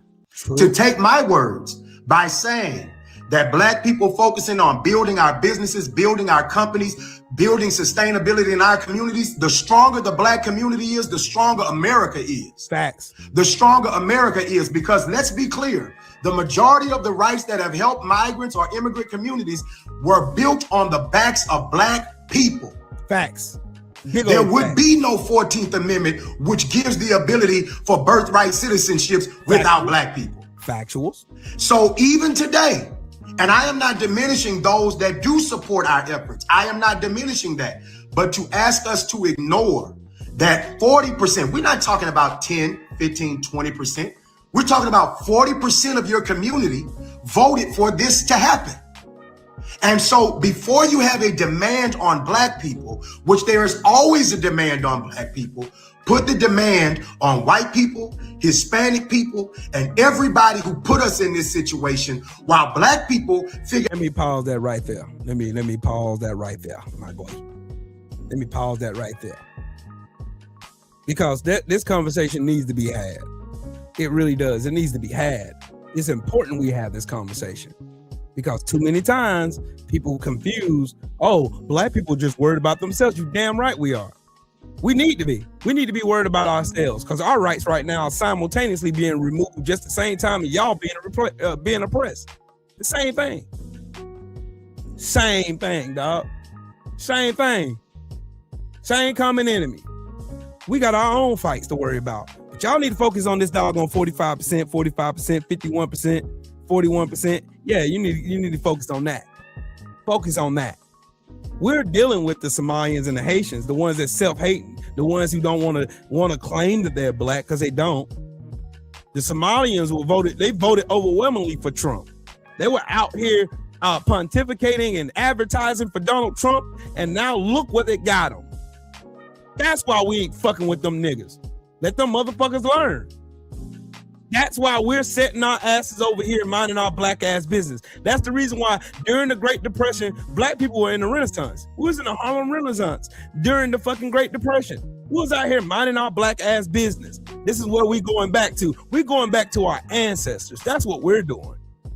Our ancestors stayed sane because of the fact that we focused on us. Because every time we put our necks on the line, and what should more show you more than anything else is look at black people 65 years and older. Look at that. The biggest demographic amongst black people that voted against Donald Trump was 65 years and older. Those people have been here. Those people lived through the Civil Rights Act. They lived through the passage of the Voters' Rights Act. They lived through all of that. They seen all of it. They lived through segregation. So they know exactly why they wouldn't vote for this motherfucker. You see that? That's wisdom right there. I'm taking tutelage after those people right there. Those are the ones I'm taking tutelage after. Because they're wise. That's wisdom right there. Wisdom says 93% of us don't agree with these motherfucking bootlicking goofballs. And they did just what they did what they needed to fucking do. Right there. That's who I'm taking tutelage after. Do I also acknowledge the plight within the Latino community? Yes, but is it also self-inflicted? Yes, the fuck it is. Because don't think I forgot about I will vote for Donald Trump. Yeah, don't think we forgot about that. Hey, Mr. Trump, we vote for you. Yeah, you voted for him. Now you go clean it up. We ain't fixing it for you.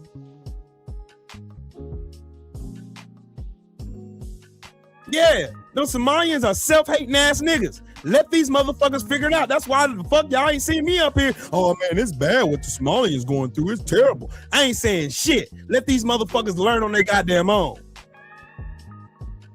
You ain't one of them. You ain't got no magic ticket because you're a Somalian to go inside the club. Your bitch ass sitting out here with the rest of us niggas.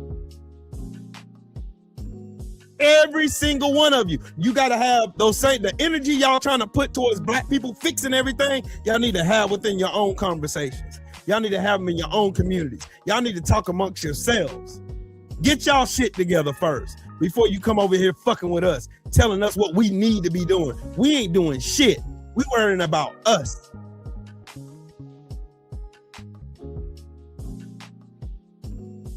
As we should.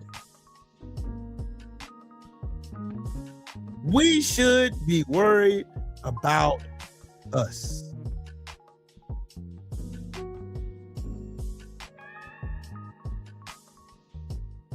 Yep, I got that too. See, because every time you look up, it's always some white guy doing some evil shit. It's always some white guy doing some evil shit. Y'all were the ones out here killing black towns, burying them under the water. You was the one lynching people, standing around watching bodies swing from bridges and trees. Y'all was out here doing it. You was out here doing it.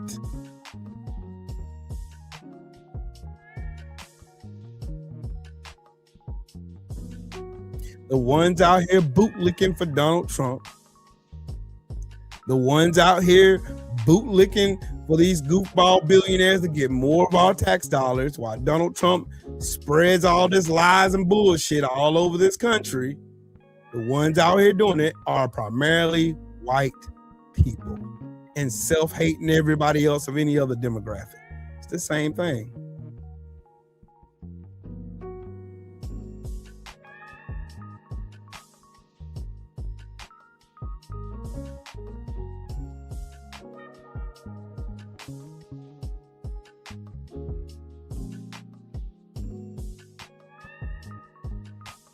So let me find the video. Ilhan Omar was at a town hall minding her Somalian ass business when the white ignorance being white ignorance. And now you got goofballs on the internet, which is wild to me. You got goofballs on the internet. On the internet. Right now.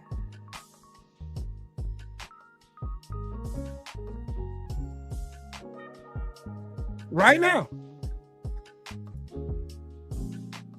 Abolishment of the agency. ICE cannot be reformed. It cannot be rehabilitated. We must abolish ICE for good.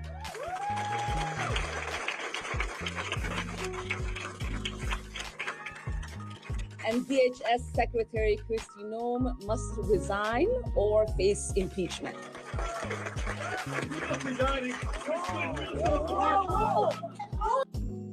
Look at him. I don't know. Listen to what she says. I need a napkin to know nothing.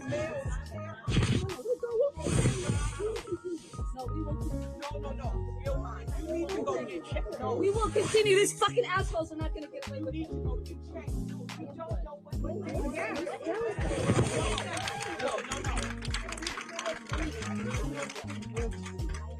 That's whatever it is smells. Don't worry.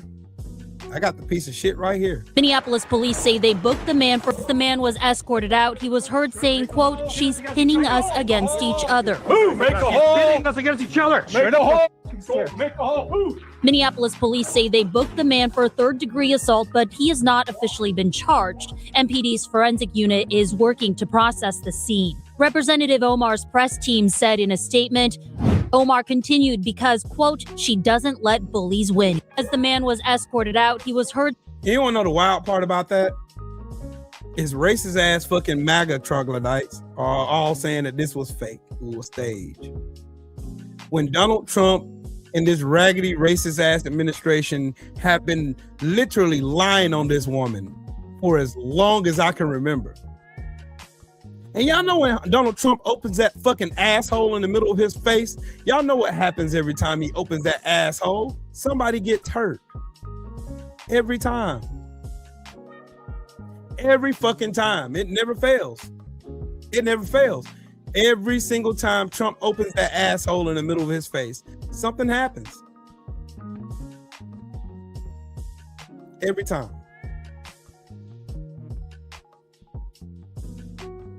Every time. Every time.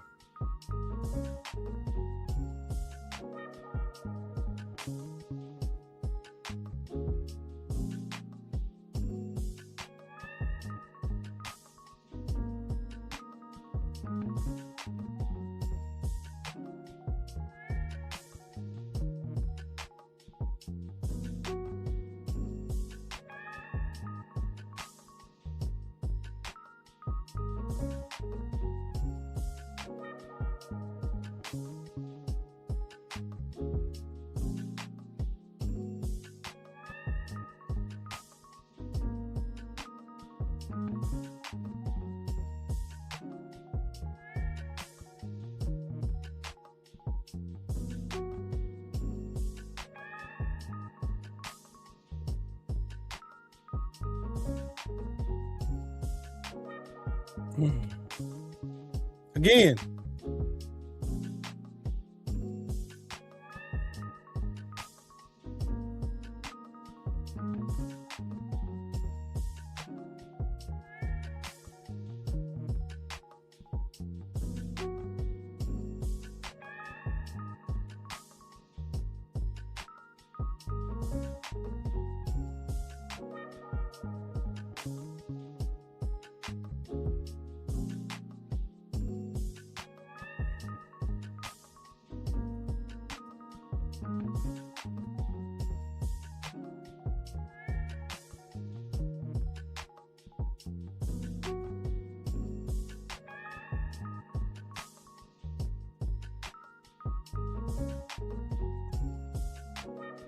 Oh yeah, happy birthday to my brother Platboy Plays too, man.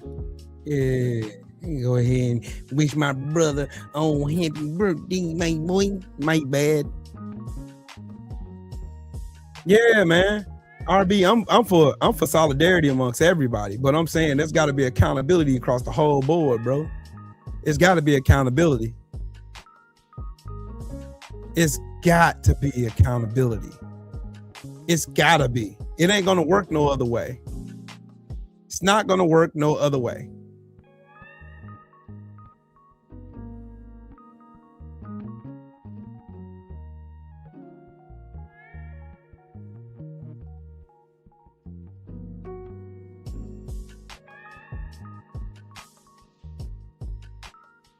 They did have the premiere of what was it? What was the name of that fucking slut, Melania, her movie. Just so y'all know. Yes, so y'all know.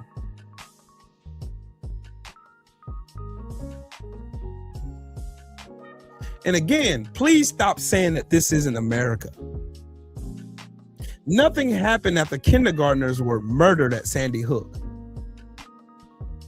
Nothing happened when teenagers were murdered at Uvalde High School. Nothing happened after over 60 people were killed at a concert in Las Vegas. Nothing happened when the thousands of videos of black people being murdered in the street by police officers and they lied on camera about what really happened. Y'all seen Sonia Massey get her face blown off because she said she rebuked you in the name of Jesus.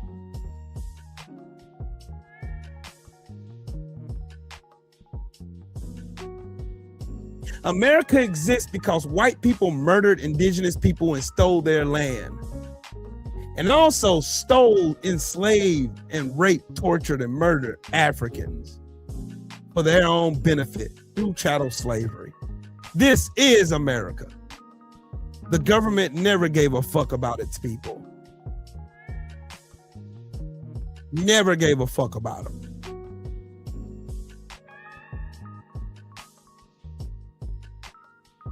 For real. That's the wild part. And that's the part that everybody needs to take a grasp of.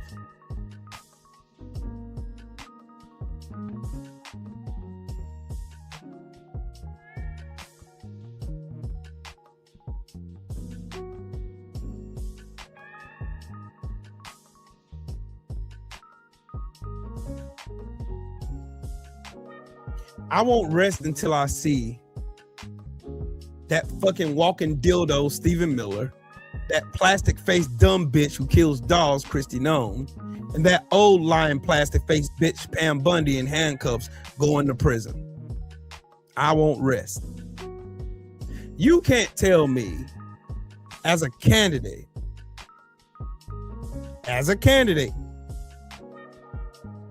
oh, we're just gonna see, let the law do it. If you say that shit, you're gone. You're gone. You are gone.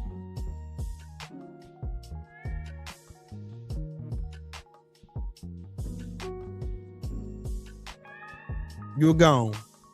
So, hey, I don't understand.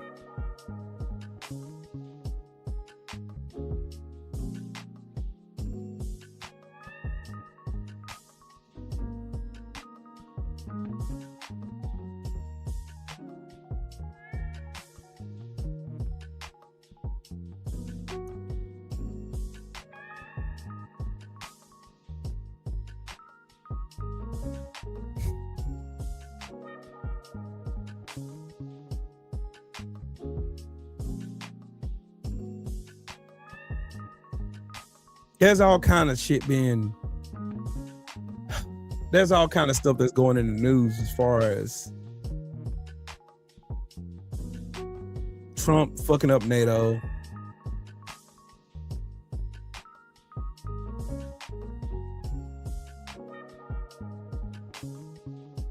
Fucking up the economy.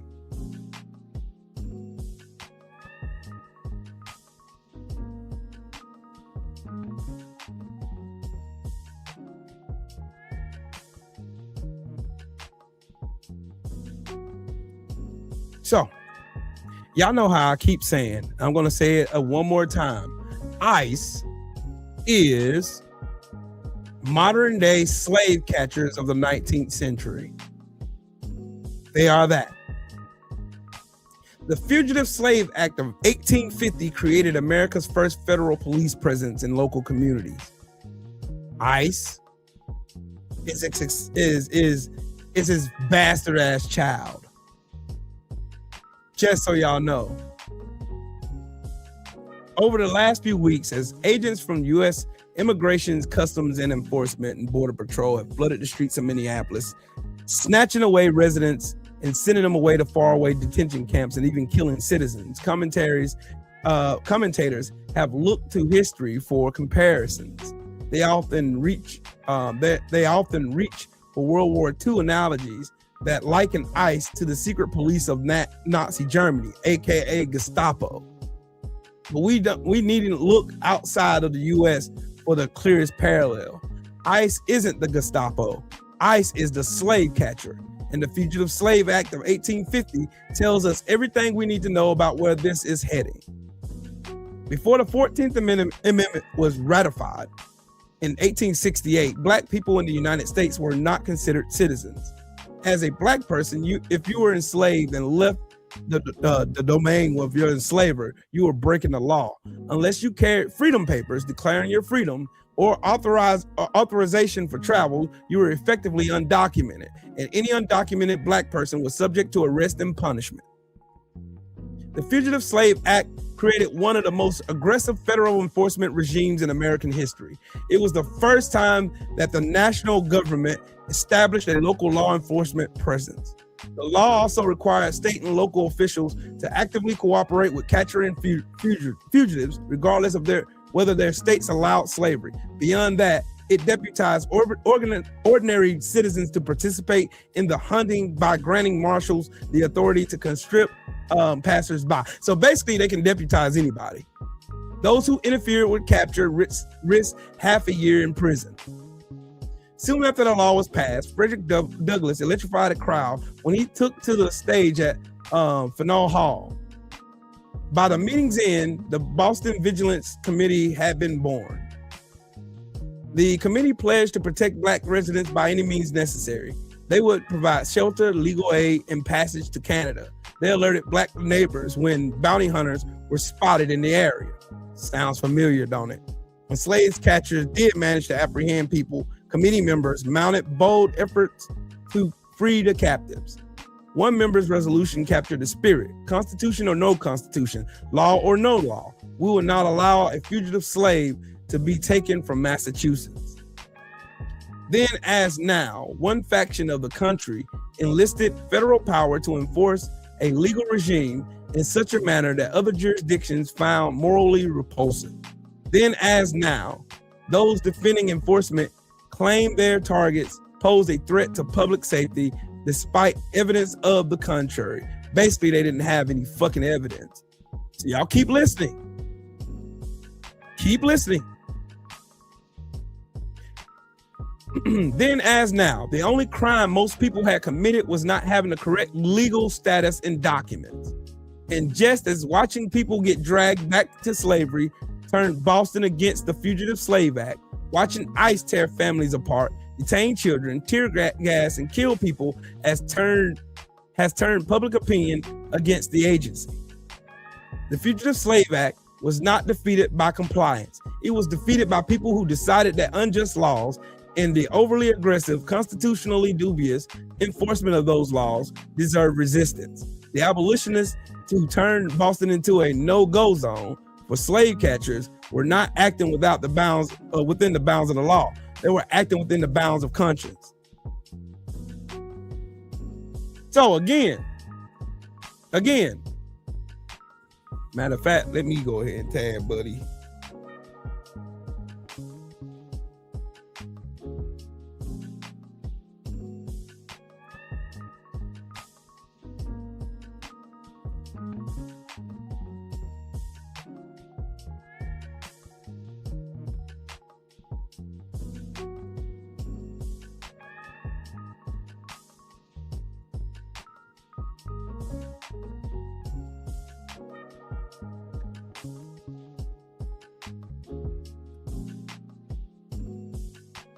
See, I'm having a debate with one of my brothers on Facebook, my brother Art Man, and I had made a post that said that ICE was American slave catchers. He was like, no, it's not that. This definitively proves it. ICE is nothing more but the fugitive slavers from yesteryear. Same thing. Same thing.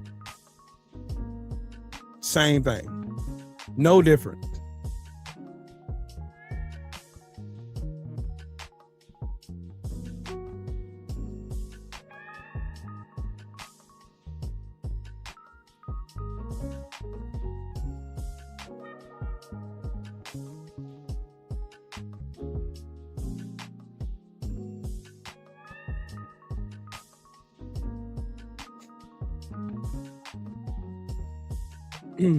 My brother Callie said, damn, Will, you put me in the angry mindset again, because out here Mexicans try to tell black people about our culture while saying the N-word and shut your bitch ass up. Facts.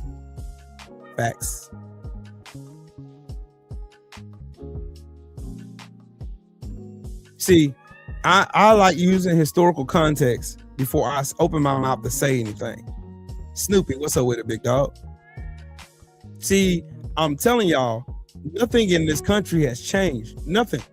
There's nothing new under the sun.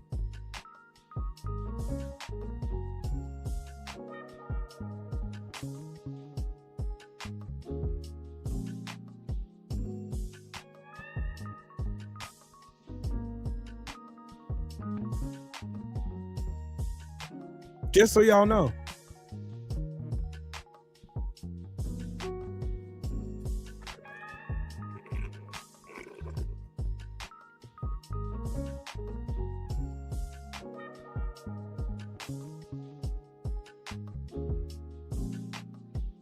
Breonna Taylor was an ER tech. Philando Castile was a school nutritionist.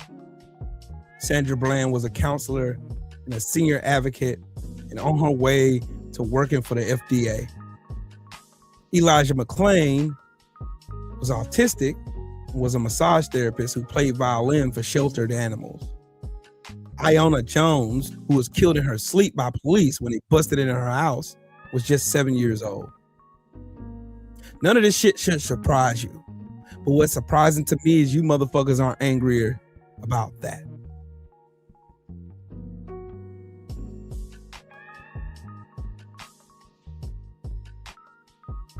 And another thing that should stick as irony to y'all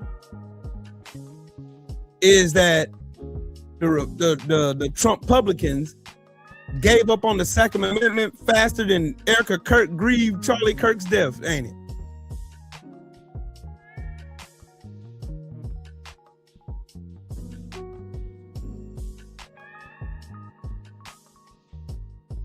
Ain't that a bitch? Yep, we ain't protesting shit. We worrying about us. The same thing that kept us safe. What's up with my brother Avery Black in the building? What's up, Brody? The one thing that kept us in place during the Great Depression was Black unity and focusing on us.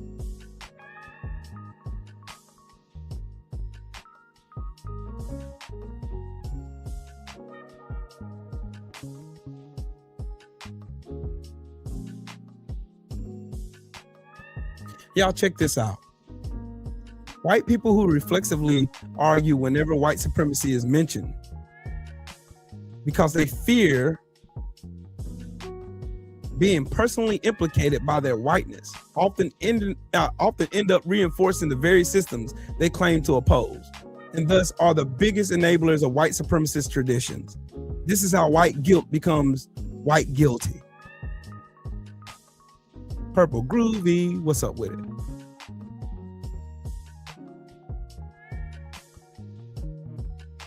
They're not angry enough. They were more angrier that Black people were voting.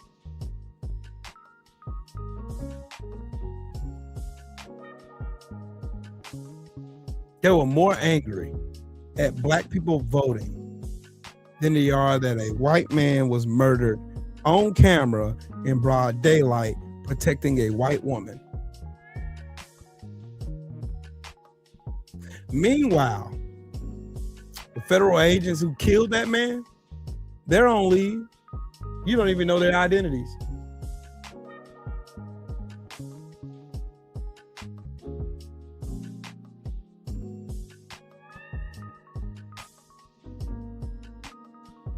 Mm-hmm.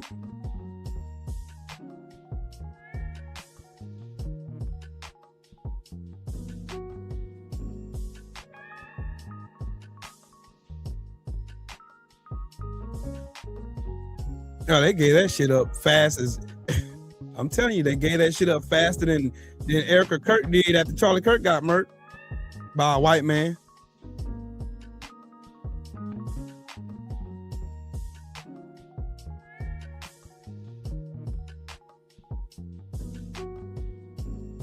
Crazy, ain't it? Crazy, ain't it? I thought this was funny here. Hold on. I thought this was funny here. Hold on. I thought this was really funny. So, of course, I got to share this. I got to share this. This is funny. All right, look, I'm not sure why you're all overcomplicating it. It's really quite simple. You can come to a protest, but not if you're bringing a gun, unless it's for protection, but not protection from people with guns. You can attack people holding skateboards for reacting to you holding a gun, but not the people holding guns reacting to you holding your phone. Because being underage shooting a gun you didn't legally purchase equals concerned citizen. But being an adult with a permit for a gun you've responsibly concealed equals domestic terrorist. Even if we only see it after we've already shoved you to the ground, which retroactively changes the reason we shoved you to the ground. Clearly, the teenager who shot people deserves a podcast, and the ICU nurse trying to help people avoid pepper spray is an agitator, because we have a zero tolerance policy for disobeying uniformed officers that goes all the way back to January 7th, 2021. And remember, they're only in Minneapolis to secure the border because of Somalia. Glad we cleared that up, because so many of you in the media have been focused on the wrong things. Now, I am happy to take any questions you have about the president's ballroom. All right, look, I'm not sure why you're all overcomplicating it. It's really quite simple. You can come to a protest, but not if you're bringing a gun, unless it's for protection, but not protection from people with guns. You can attack people holding skateboards for reacting to you holding a gun, but not the people holding guns reacting to you holding your phone. Because being underage shooting a gun you didn't legally purchase equals concerned citizen. But being an adult with a permit for a gun you've responsibly concealed equals domestic terrorist. Even if we only see it after we've already shoved you to the ground, which retroactively changes the reason we shoved you to the ground. Clearly, the teenager who shot people deserves a podcast, and the ICU nurse trying to help people avoid pepper spray is an agitator, because we have a zero tolerance policy for disobeying uniformed officers that goes all the way back to January 7th, 2021. And remember, they're only in Minneapolis to secure the border because of Somalia. Glad we cleared that up, because so many of you in the media have been focused on the wrong things. Now, I am happy to take any questions you have about the president's ballroom. See? Had to let that roll a couple times. That's crazy, ain't it?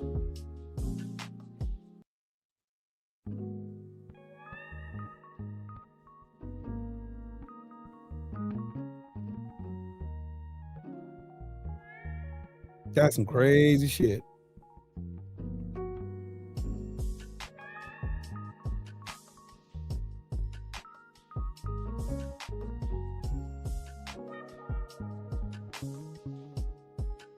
That's some crazy work. Yeah, it's been dead. They killed it. White supremacy killed democracy. I think that's a fair statement to make, ain't it? Killed democracy. Told you. Rich people think that they're going to just keep getting money, hoarding money. Like that's going to save them. What happens when everybody says, hey, let's eat the rich now? We're out here struggling, and the real culprits who stole all our money are the rich people. What happens when they get a bullseye on their back? What happens? In the country where we have over 4 billion guns, everybody owns them. What happens? This is not going to end well. Just so y'all know, this is not going to end well. It's not going to end well. This is not going to end well.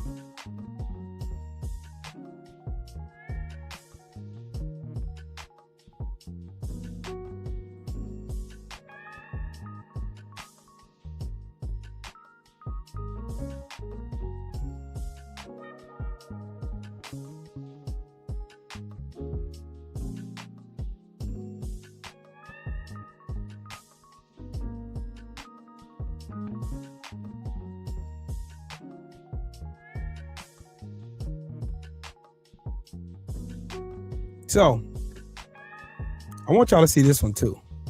I want y'all to see this one too. I want y'all to see this one too. I want y'all to see this one too. The government passed a law twice that literally paid people to hunt down innocent blacks. This was the Fugitive Slave Act of 1793. The law said that if an enslaved person escaped to a free state, their enslaver or someone hired by them could legally hunt them down and bring them back south. And those hunters had a name: slave catchers. That didn't just endanger black people who were enslaved, that endangered every black person. Because the thing is, slave catchers didn't care if a black person was actually enslaved. And hey, accusation was enough. Free black people were kidnapped, pulled off streets, taken from homes, and sold. Northern states tried to stop it with something called personal liberty laws. Those laws gave accused Black people jury trials. It let Black people testify, and it tried to protect Black communities from kidnapping. But then the system stepped in. In 1842, the Supreme Court ruled in a case called Prigg versus Pennsylvania. A slave catcher kidnapped a Black woman who was living free, and when the state of Pennsylvania tried to stop it, the Supreme Court said that federal law mattered more. This made it easier to hunt Black people down anywhere in the country. Slave catchers didn't need a warrant, they didn't need proof, and the Black person that was being accused, well, they couldn't testify in their own defense. Slave catchers were back in business. But slaveholders wanted more.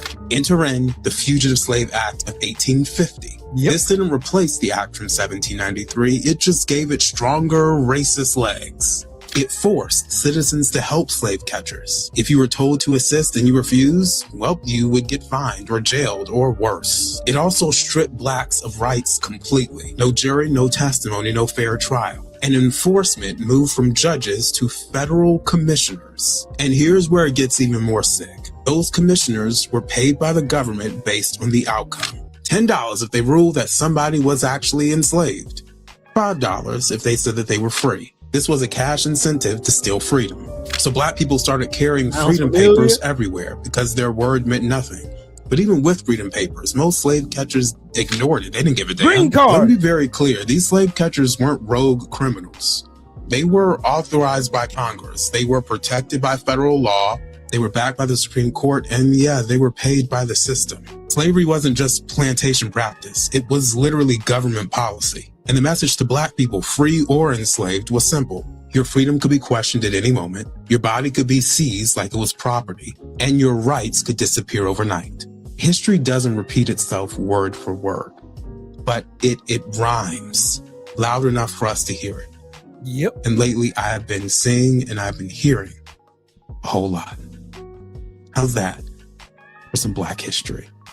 Again, when I tell y'all there is nothing new under the sun, when do y'all start listening? Or we're going to have more people come in here trying to argue with me and tell me I'm lying. Black people walked around with freedom papers and they ignored those. Immigrants walk around with green cards, asylum. It's the same thing. It's the same thing.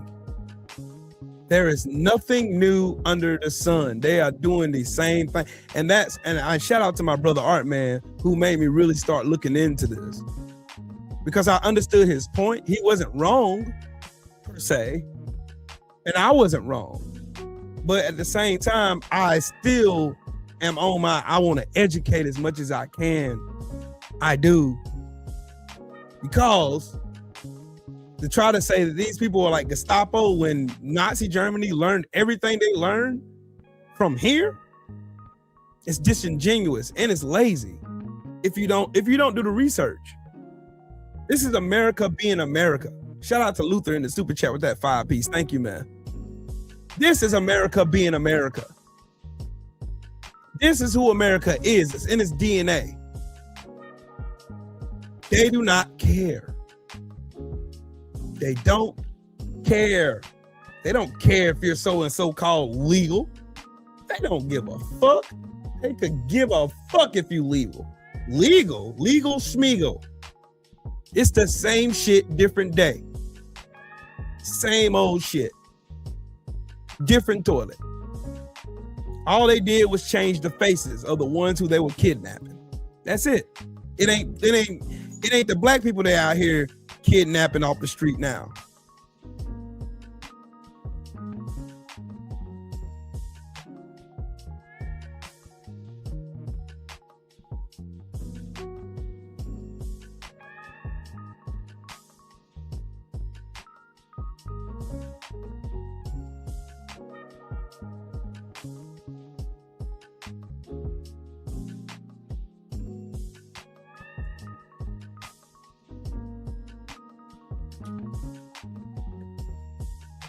Telling y'all, look, Gary with more knowledge. White voters often try to say things aren't about race for them when it comes to voting. Brett Ehrlich here, a white liberal, is going to tell you the truth. And then his co-host is going to try to save their ass and say he's joking. Whatever could be affecting people's perceptions here. I don't care that this guy's a white guy if he's got the better platform. I wish it wasn't the case. I prefer him because he's a white guy. Like, that's my team. It's weird if you are able to look past race. Like, what? Like, oh, am I gonna root for the Bears today? That's another he's joking. He's joking. I mean, this is like, obvious. the I thing hope it's obvious. I don't know. I mean, after the response that those two podcasters got for saying she's making it too much about herself, she doesn't have an issues page. Now, Jordan here tried to save Brett, but you can look in Brett's eyes and see he knew he fucked up. So he tried to save it. But let me show you something from a Fifth Circuit Court of Appeals ruling from earlier last year. So last year, the Fifth Circuit Court of Appeals referenced the Senate race where I ran in 2022, and they give some data, and it talks about how black voters and white voters vote even when they're in the same political party. We're gonna start right here. Notably, even when Dr. King controlled for party affiliation, analyzed data for the 2022 Democratic Senate primary where all voters were Democrats, white voters voted for the white candidate 60% of the time, while only 26% of black voters voted for the same white candidate. Contrastingly, in the same primary, nearly 74% of black voters voted for the black candidate, while only 40% of white voters voted for the black candidate. I was the black candidate in 2022 running for the U.S. Senate. And in the Court of Appeals, they're discussing the polarization that exists between black voters and white voters, even within the Democratic Party. It goes on to say right here, Dr. King explained that these ratios showing more than a 2-to-1 difference were evidence of racially polarized voting. Similarly, Dr. Handley analyzed this same data and stated that in every area, in all instances, white voters gave more support to the white Democrats than the black Democrats.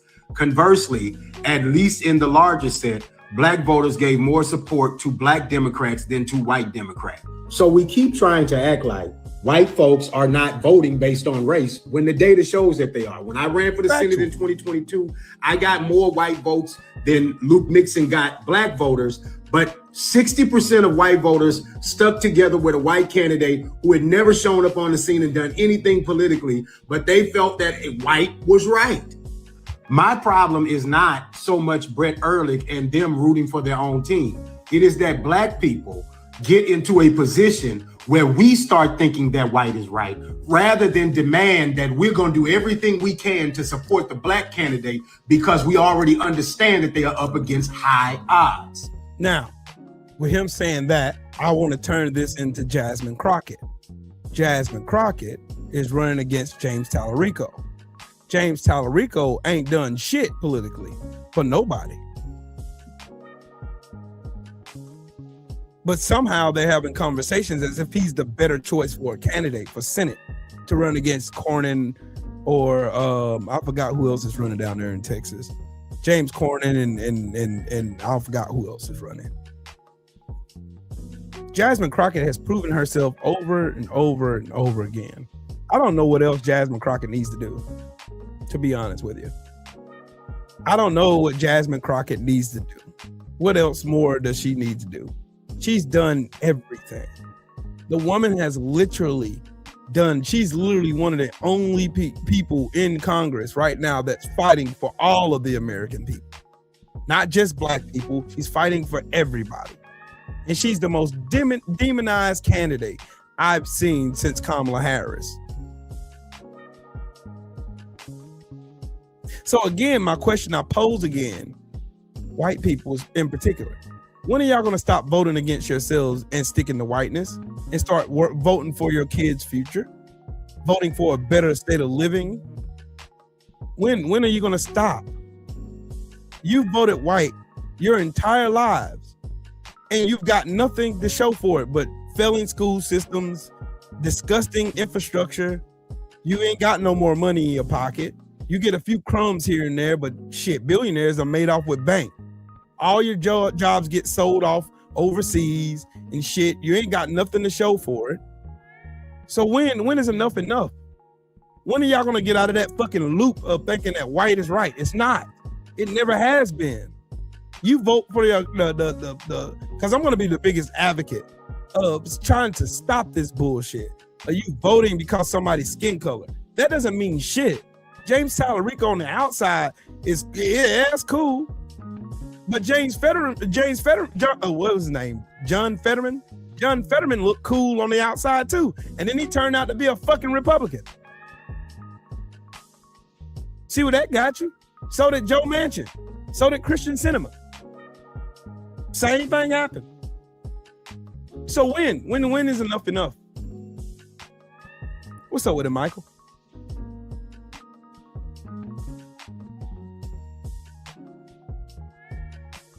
When is enough enough? I keep showing y'all historical context. I already proved and showed y'all that ICE right now is nothing but modern day slave catchers.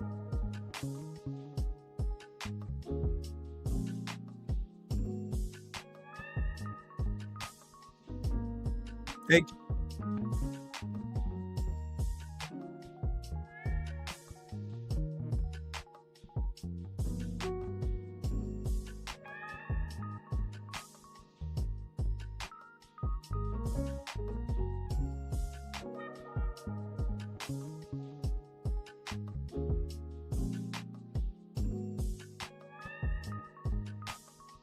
Yep. All you have to do is follow the money. Follow the money. Hey, Free My Grandma, I have to agree with Cali Enigma on that one. Black women are the most oppressed people here in the United States. They're the least paid, most looked over, the most educated, the most entrepreneurial mindset.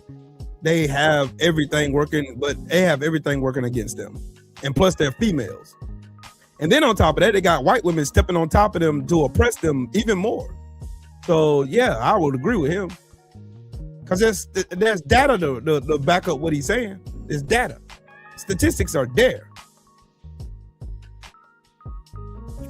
Well, since they won't listen to my black ass say it or Gary Chambers say it, maybe they'll listen to a white guy say it for them.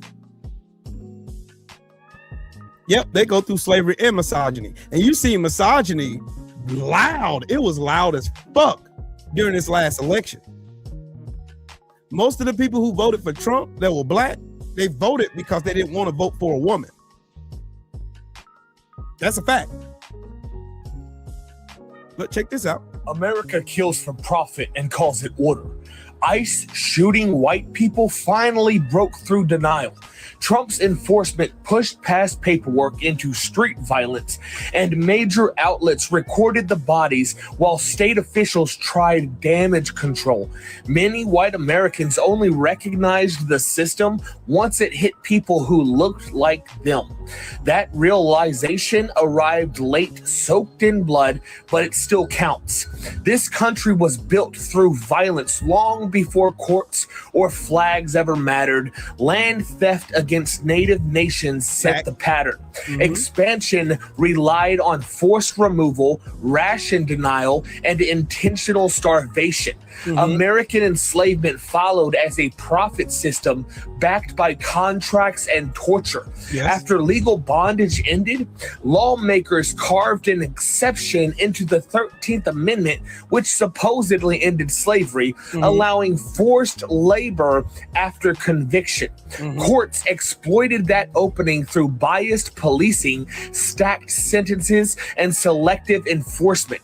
Prisons converted people into inventory, labor into income, punishment into spreadsheets. Around 2 million human beings remain caged today, with Black Americans locked up at several times the rate of white Americans under federal data. When ICE killed white residents during Trump's escalated operations, insulation disappeared for people who once felt untouched. Those deaths exposed deportation rates and mass incarceration as parts of the same machine. Bureau of Justice statistics data shows prison labor still pays cents while corporations take real profit. Racial control never stopped. Uniforms just shifted. Language softened. paperwork multiplied. None of this happened by accident or ignorance. Police protect property before life, while poor neighborhoods absorb raids, fines, and surveillance. Legislatures guard donors, fund cages, and gut housing support. Schools push discipline instead of care where poverty concentrates. Hospitals close in rural towns while jail clinics expand with public money. Media repeats fear until batons feel justified and cages feel normal. I learned how power operates, carrying weapons for leaders who never faced the dead, these empty politicians. War showed me how systems destroy bodies, then blame the damage. Coming home revealed the same structure turned inward, quieter but relentless. History proves reform language follows harm, never prevents it. Freedom requires dismantling institutions built on confinement and forced labor. Change begins with naming responsibility and rejecting loyalty to an extractive nation. Community defense means refusing helplessness when the state brings harm. Preparation includes lawful firearm ownership and training with people who share values. Fights Back runs a firearms course called Iron Holler Tactics, focused on collective defense. Written guide exists for anyone who wants foundational knowledge first. Find the page on Facebook for updates. That's enough of that. Okay, let me break down what Free My Grandma said. He said law enforcement doesn't help the black man over the black woman. Child support doesn't favor the black man over the black woman. You got to remember what system we live in, bro. We live in a system that creates it.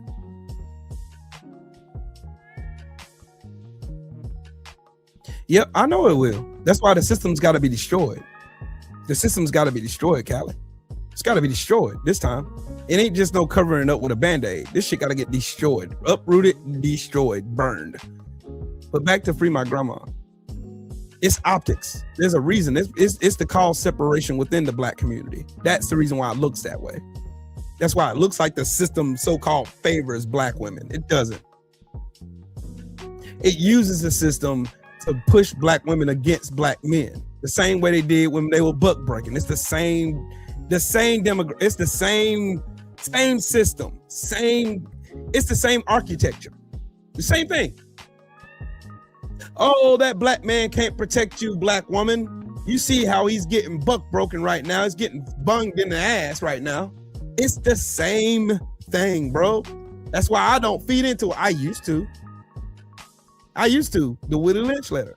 Facts to keep us all fighting each other. To keep black women making podcasts saying black men are bullet bags and all this other stupid shit. You gotta have money, this, that, and the third. Have black men saying women are thoughts, blah, blah, blah. Body counts, what you bring to the table, all that stupid shit. I don't get into that shit because I know it was designed to do that.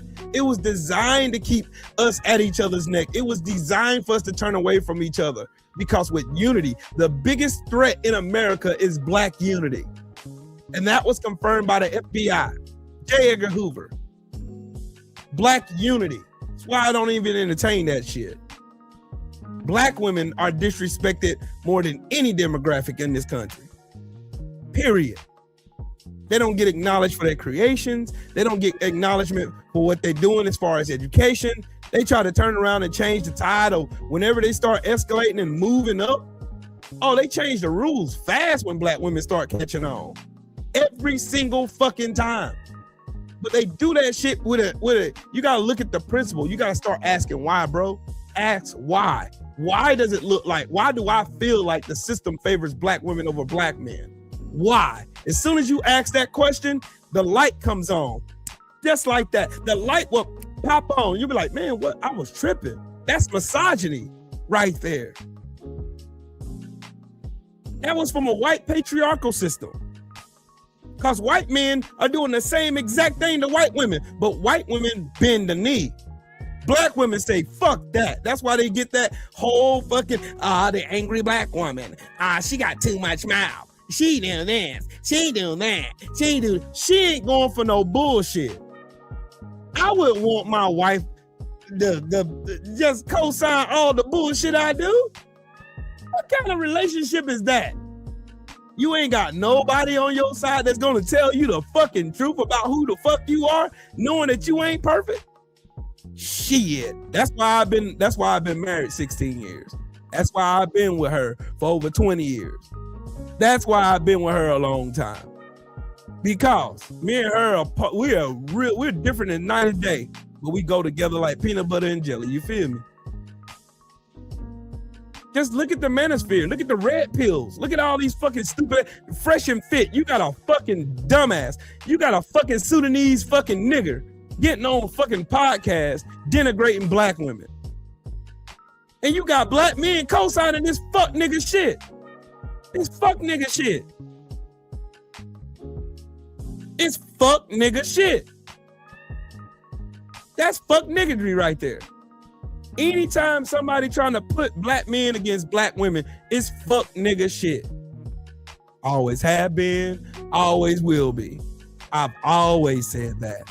I'm always gonna be the biggest advocate to making sure that the black men treat black women with the utmost respect. Because I'll be damned if any black man comes around me disrespecting a black woman. My mama black. My fucking daughters are black. My sisters are black. My aunties are black. My grandmothers were black. My great-grandmothers were black. Shit. Don't come around me disrespecting no black woman around me. You're going to get your feelings hurt. You're going to be ready to fight me. And that ain't what you want either, because I can fight. It's designed. Free my grandma. It's designed, bro. Design.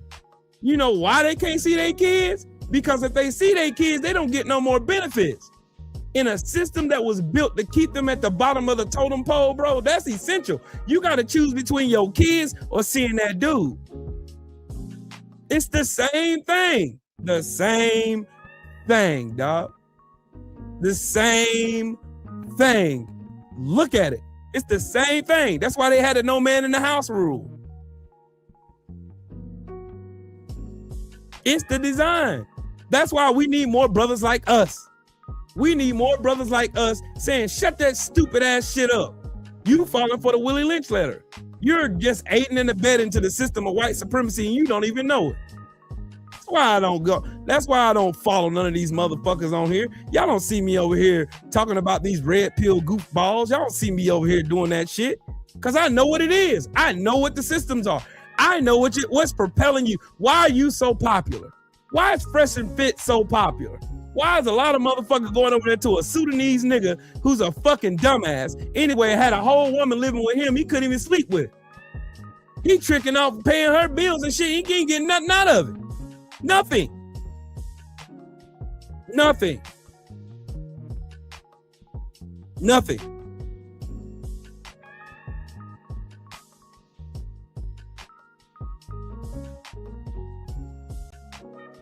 Nothing.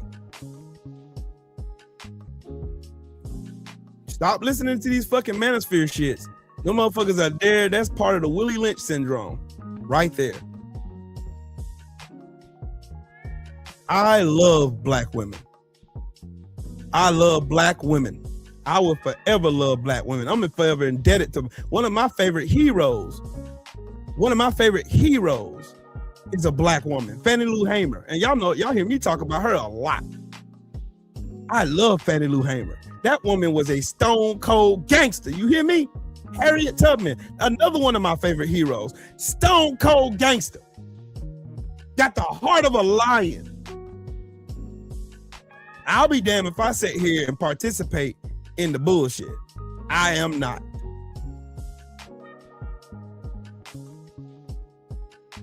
I gotta let y'all hear this poem. I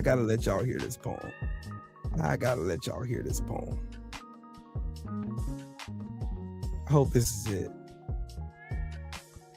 Oh, there it is. I found it. I found the post I wanted to share with y'all earlier. I was looking for it. This is where I found it. Yeah, listen to this queen here. And whose feet you see dangling above. is 16-year-old Lige Daniels. The date was August 20th, 1920. And this picture was taken shortly after his lynching outside the courthouse in Center, Texas. Take a look at the faces. The faces of the men and boys standing around underneath his lifeless body. Smile. What do you? Hold on. The name of the black man whose feet you see dangling above is 16-year-old Lige Daniels. The date was August 20th, 1920. And this picture was taken shortly after his lynching outside the courthouse in Center, Texas. Take a look at the faces. The faces of the men and boys standing around underneath his lifeless body. Smiles and smirks, but mostly that self-conscious look that you get when you're posing for the camera. Check out these smiles in this picture. Now here's the full picture. Looking at those faces, you would never imagine that they were standing over the burnt body of a man. His body still smoldering from being set on fire. Another black man, Will Brown, dragged out of a courthouse by a mob as he screamed and pleaded his innocence. That's Laura Nelson, a mother hanged from a bridge in Oklahoma in 1911. Right. And her teenage son dangling right next to her. A crowd of people on the bridge posing. See, between the 1880s and the 1940s, lynching was not just a form of racial terror. It was a public spectacle, like watching a sport. Entertainment. Across the South, Midwest, and West, mobs tortured, hanged, and burned black men, women, and children by the thousands. Crowds of hundreds and even sometimes thousands gathered to watch. When portable cameras became common in the early 1900s, photographers began documenting these events. And they didn't just document the violence. They posed the crowds of people who were eager to be in these pictures. They captured images of murder and sold printed copies as souvenirs. These photographs were turned into postcards. They were mailed across the country to relatives and friends. The U.S. Postal Service delivered them without restriction. There were hundreds, and in some cases, thousands in circulation. 1908, the Postmaster General finally banned postcards depicting lewd, obscene, or indecent images. But the photographs still circulated underground, sold privately or passed hand to hand as tokens of white racial dominance. James Byrd is who you're talking about, Michael. See? But black people let the racists tell it. We're the most violent people in America.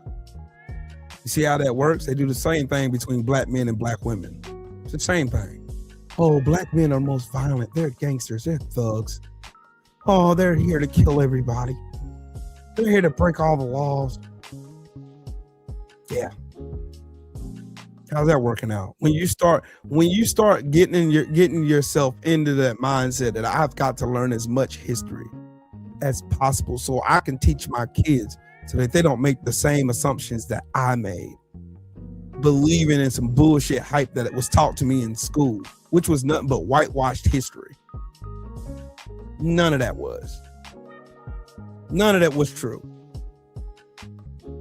None of it was true. None of it was. None of it was true.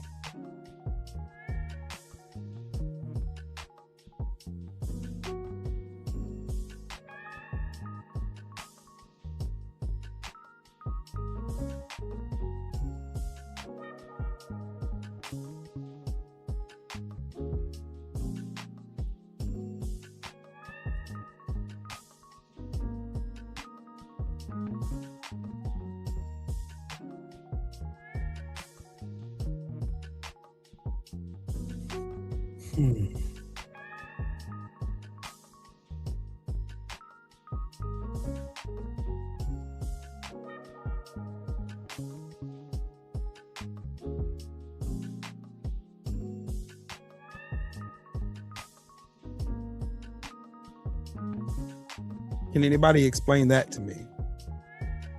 Because I really want to know. I'm itching to know. I'm itching to know how you can then tell me, as a black man in America who knows history,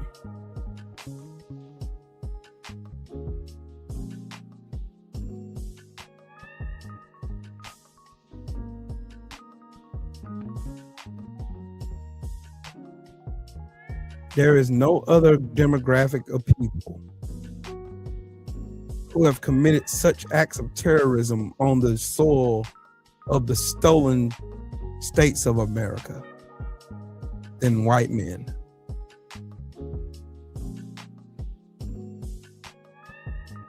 Period. The end of the story.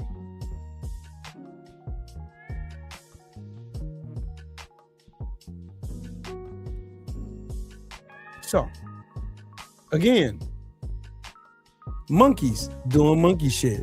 This fucking immigrant right here is trying to suck the dick of Donald Trump so that she can get her freedom papers. Mm-hmm.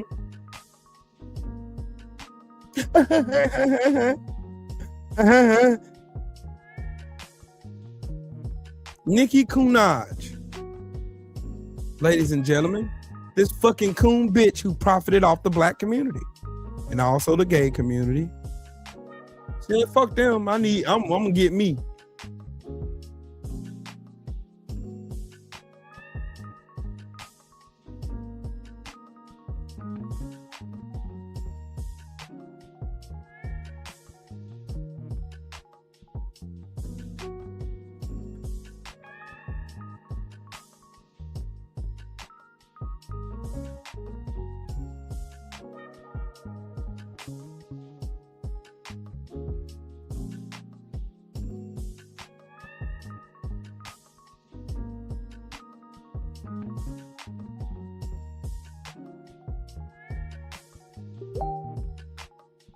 Look at the coon. Always cooning for you. Look at the coon. Cooning. Cooning and buffooning. Because that's what coons do. Coons.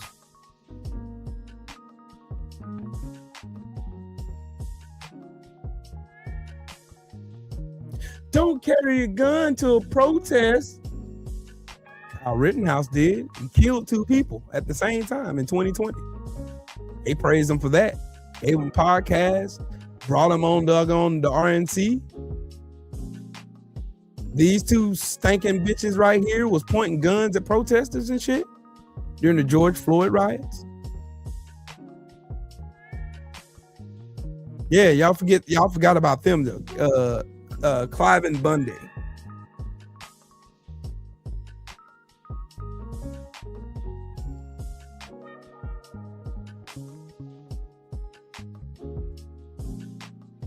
What about them in Michigan during COVID-19?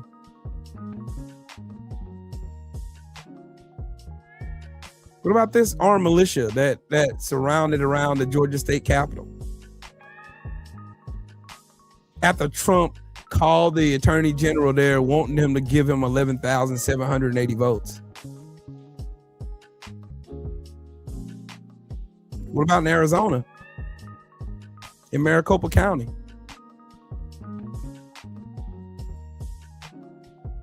Jan 6.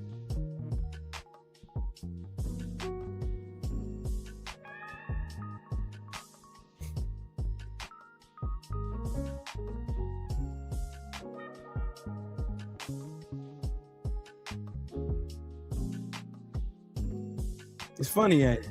It's wild. Wild times we living in.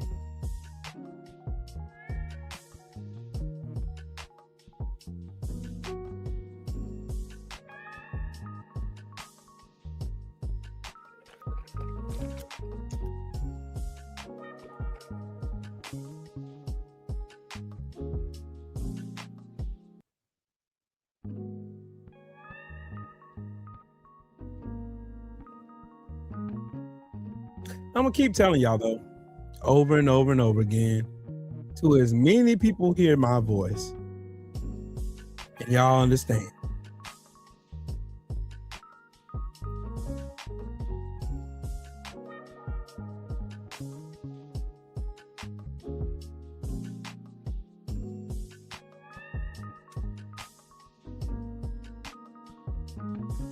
And y'all want to know what the wild part is? You still have racist white people trying to say that the Ku Klux Klan was founded by the Democrats, as if those same Democrats weren't white men. And as if today, those same white men worship the Ku Klux Klan right now.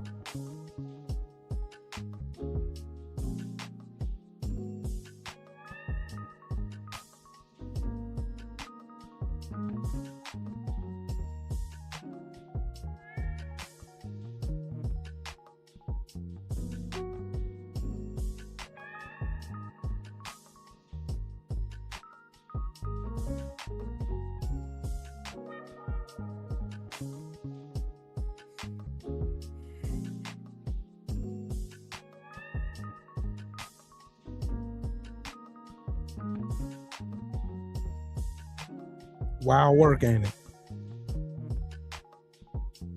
Wild work.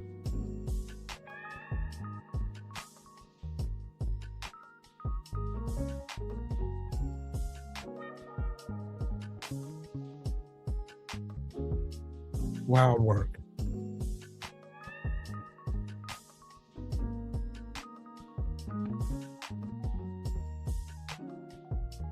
Yeah, that's a different conversation for another day for you, my grandma. That's a different conversation. Me and my brother talked about that.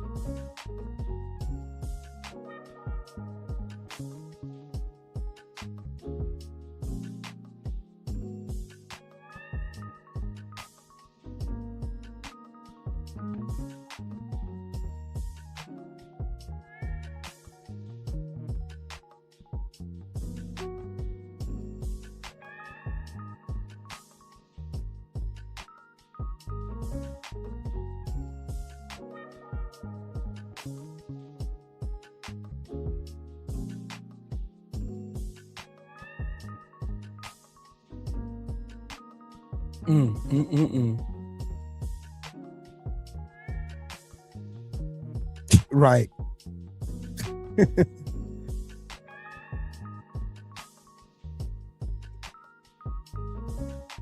That's how they did though, Callie. You see what I'm saying? He been listening to them red pills too long. Them red pills. That's why I said different conversation for a different day. Cause it'll take me all day to go through all of this. All of this.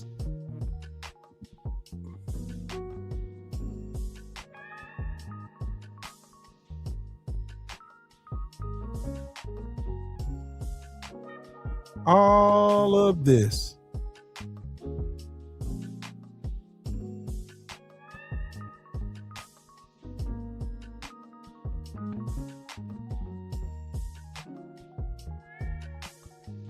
And you want to know something I'm glad about? I'm glad Kamala Harris repeated herself every campaign stop she had.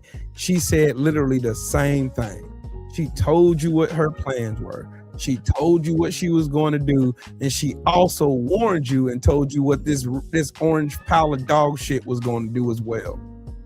But America listened to this intelligent black woman talk and said, fuck that bitch. And we're going to vote for this bitch anyway. Boom. Here we are now.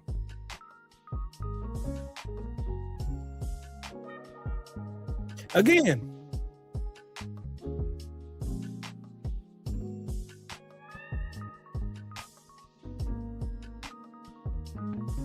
Again.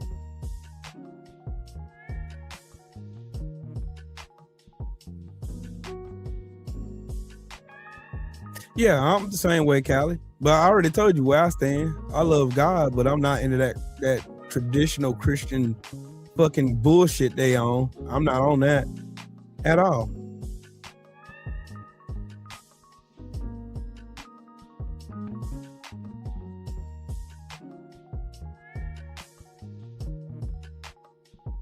Like for real.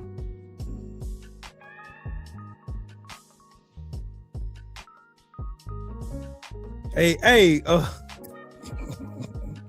hey, Shelton. Hold on, I gotta show you something, bro. I forgot about this fucking picture.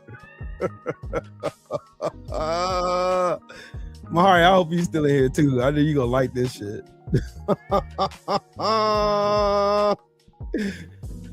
Sheesh. Oh my God, I'm fucking stupid. I got a new one, Shelton. I got a new.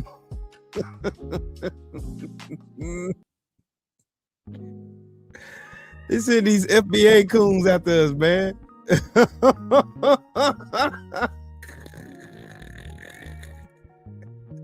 Oh my God, bro. Oh, hell no, man. What the fuck, man? Emotional damage.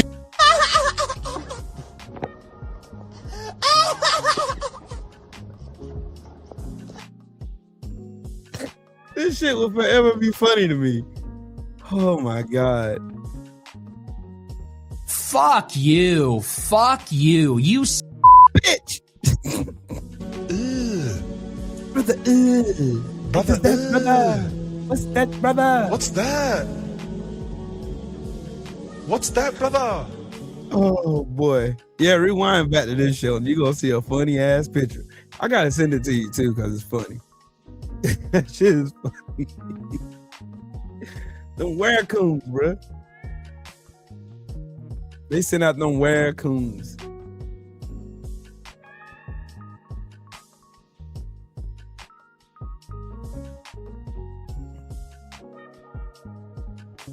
Hey, I show speed. I'm glad you mentioned that, Callie.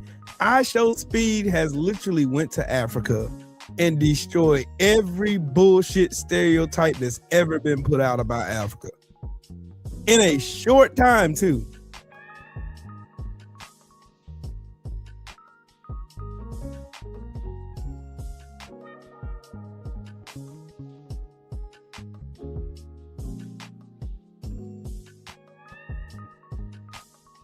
I am so proud of that brother, man.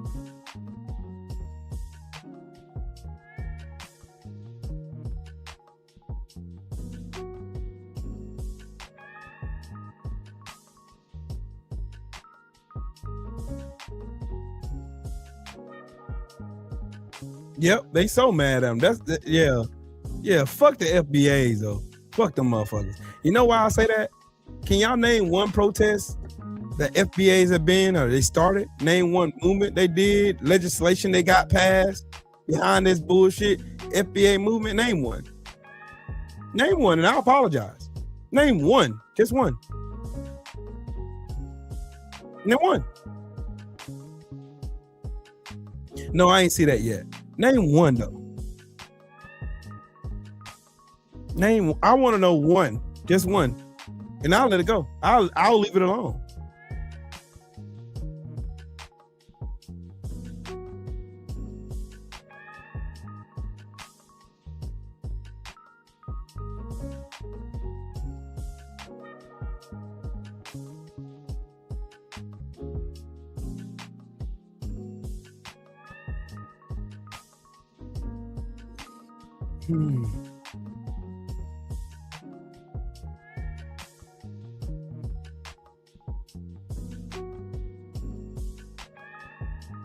NBA D Nice, what's happening with it, man? Don't y'all fall for these bullshit ass. Oh man, see, man, black women. No, don't fall into that. Don't fall into that. Don't fall. That's the worst trick you can fall into. They want that.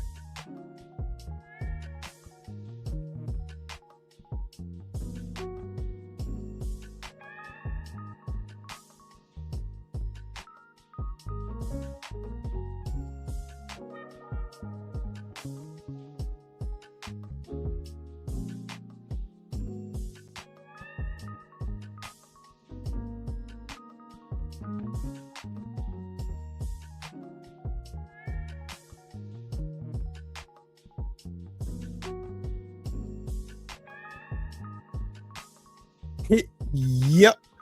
I call them federal black agents. That's what I call them. You already know that. Mm-hmm.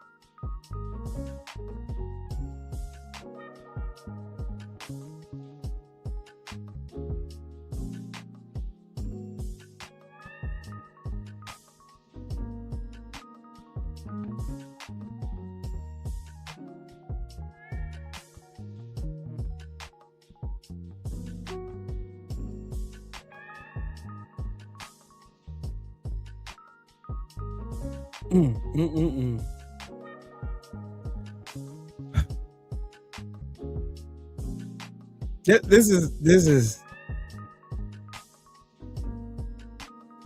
it's something I'm gonna keep advocating for it because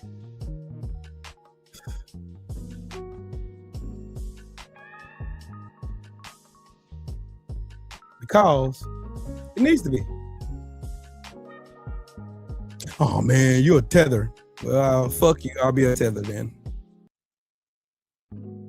I'll be a tether. Don't have no value or anything because you call me a tether anyway.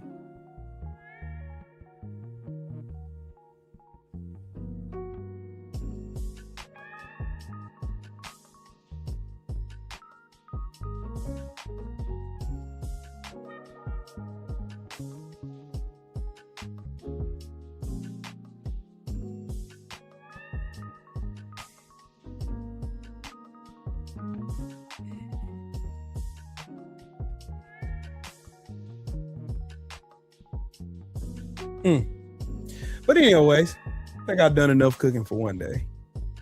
Hateful black people who get triggered by anything Africa. That's true. Which is sad.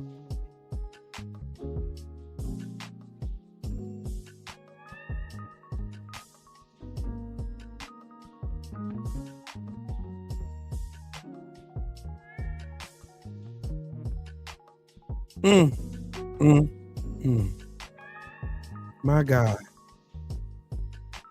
My God. My God. But anyways, shout out to the mighty LDBC. Shout out to everybody in the chat, the super chat, everybody who smashed the like button, everybody who subscribed to the channel and all that good fun stuff. I think 2.5 hours, almost 3 hours is enough. Yeah. Y'all be smooth, man. Callie's going live next. Fuck Donald Trump. And fuck everybody who voted for this bitch ass nigga. And fuck everybody in his administration too. And that I feel about it. Yeah. Most importantly, stay in the fight. Don't quit. It's always darkest before daylight. Remember that. And on that note, I'll holler at y'all on the next one. Peace.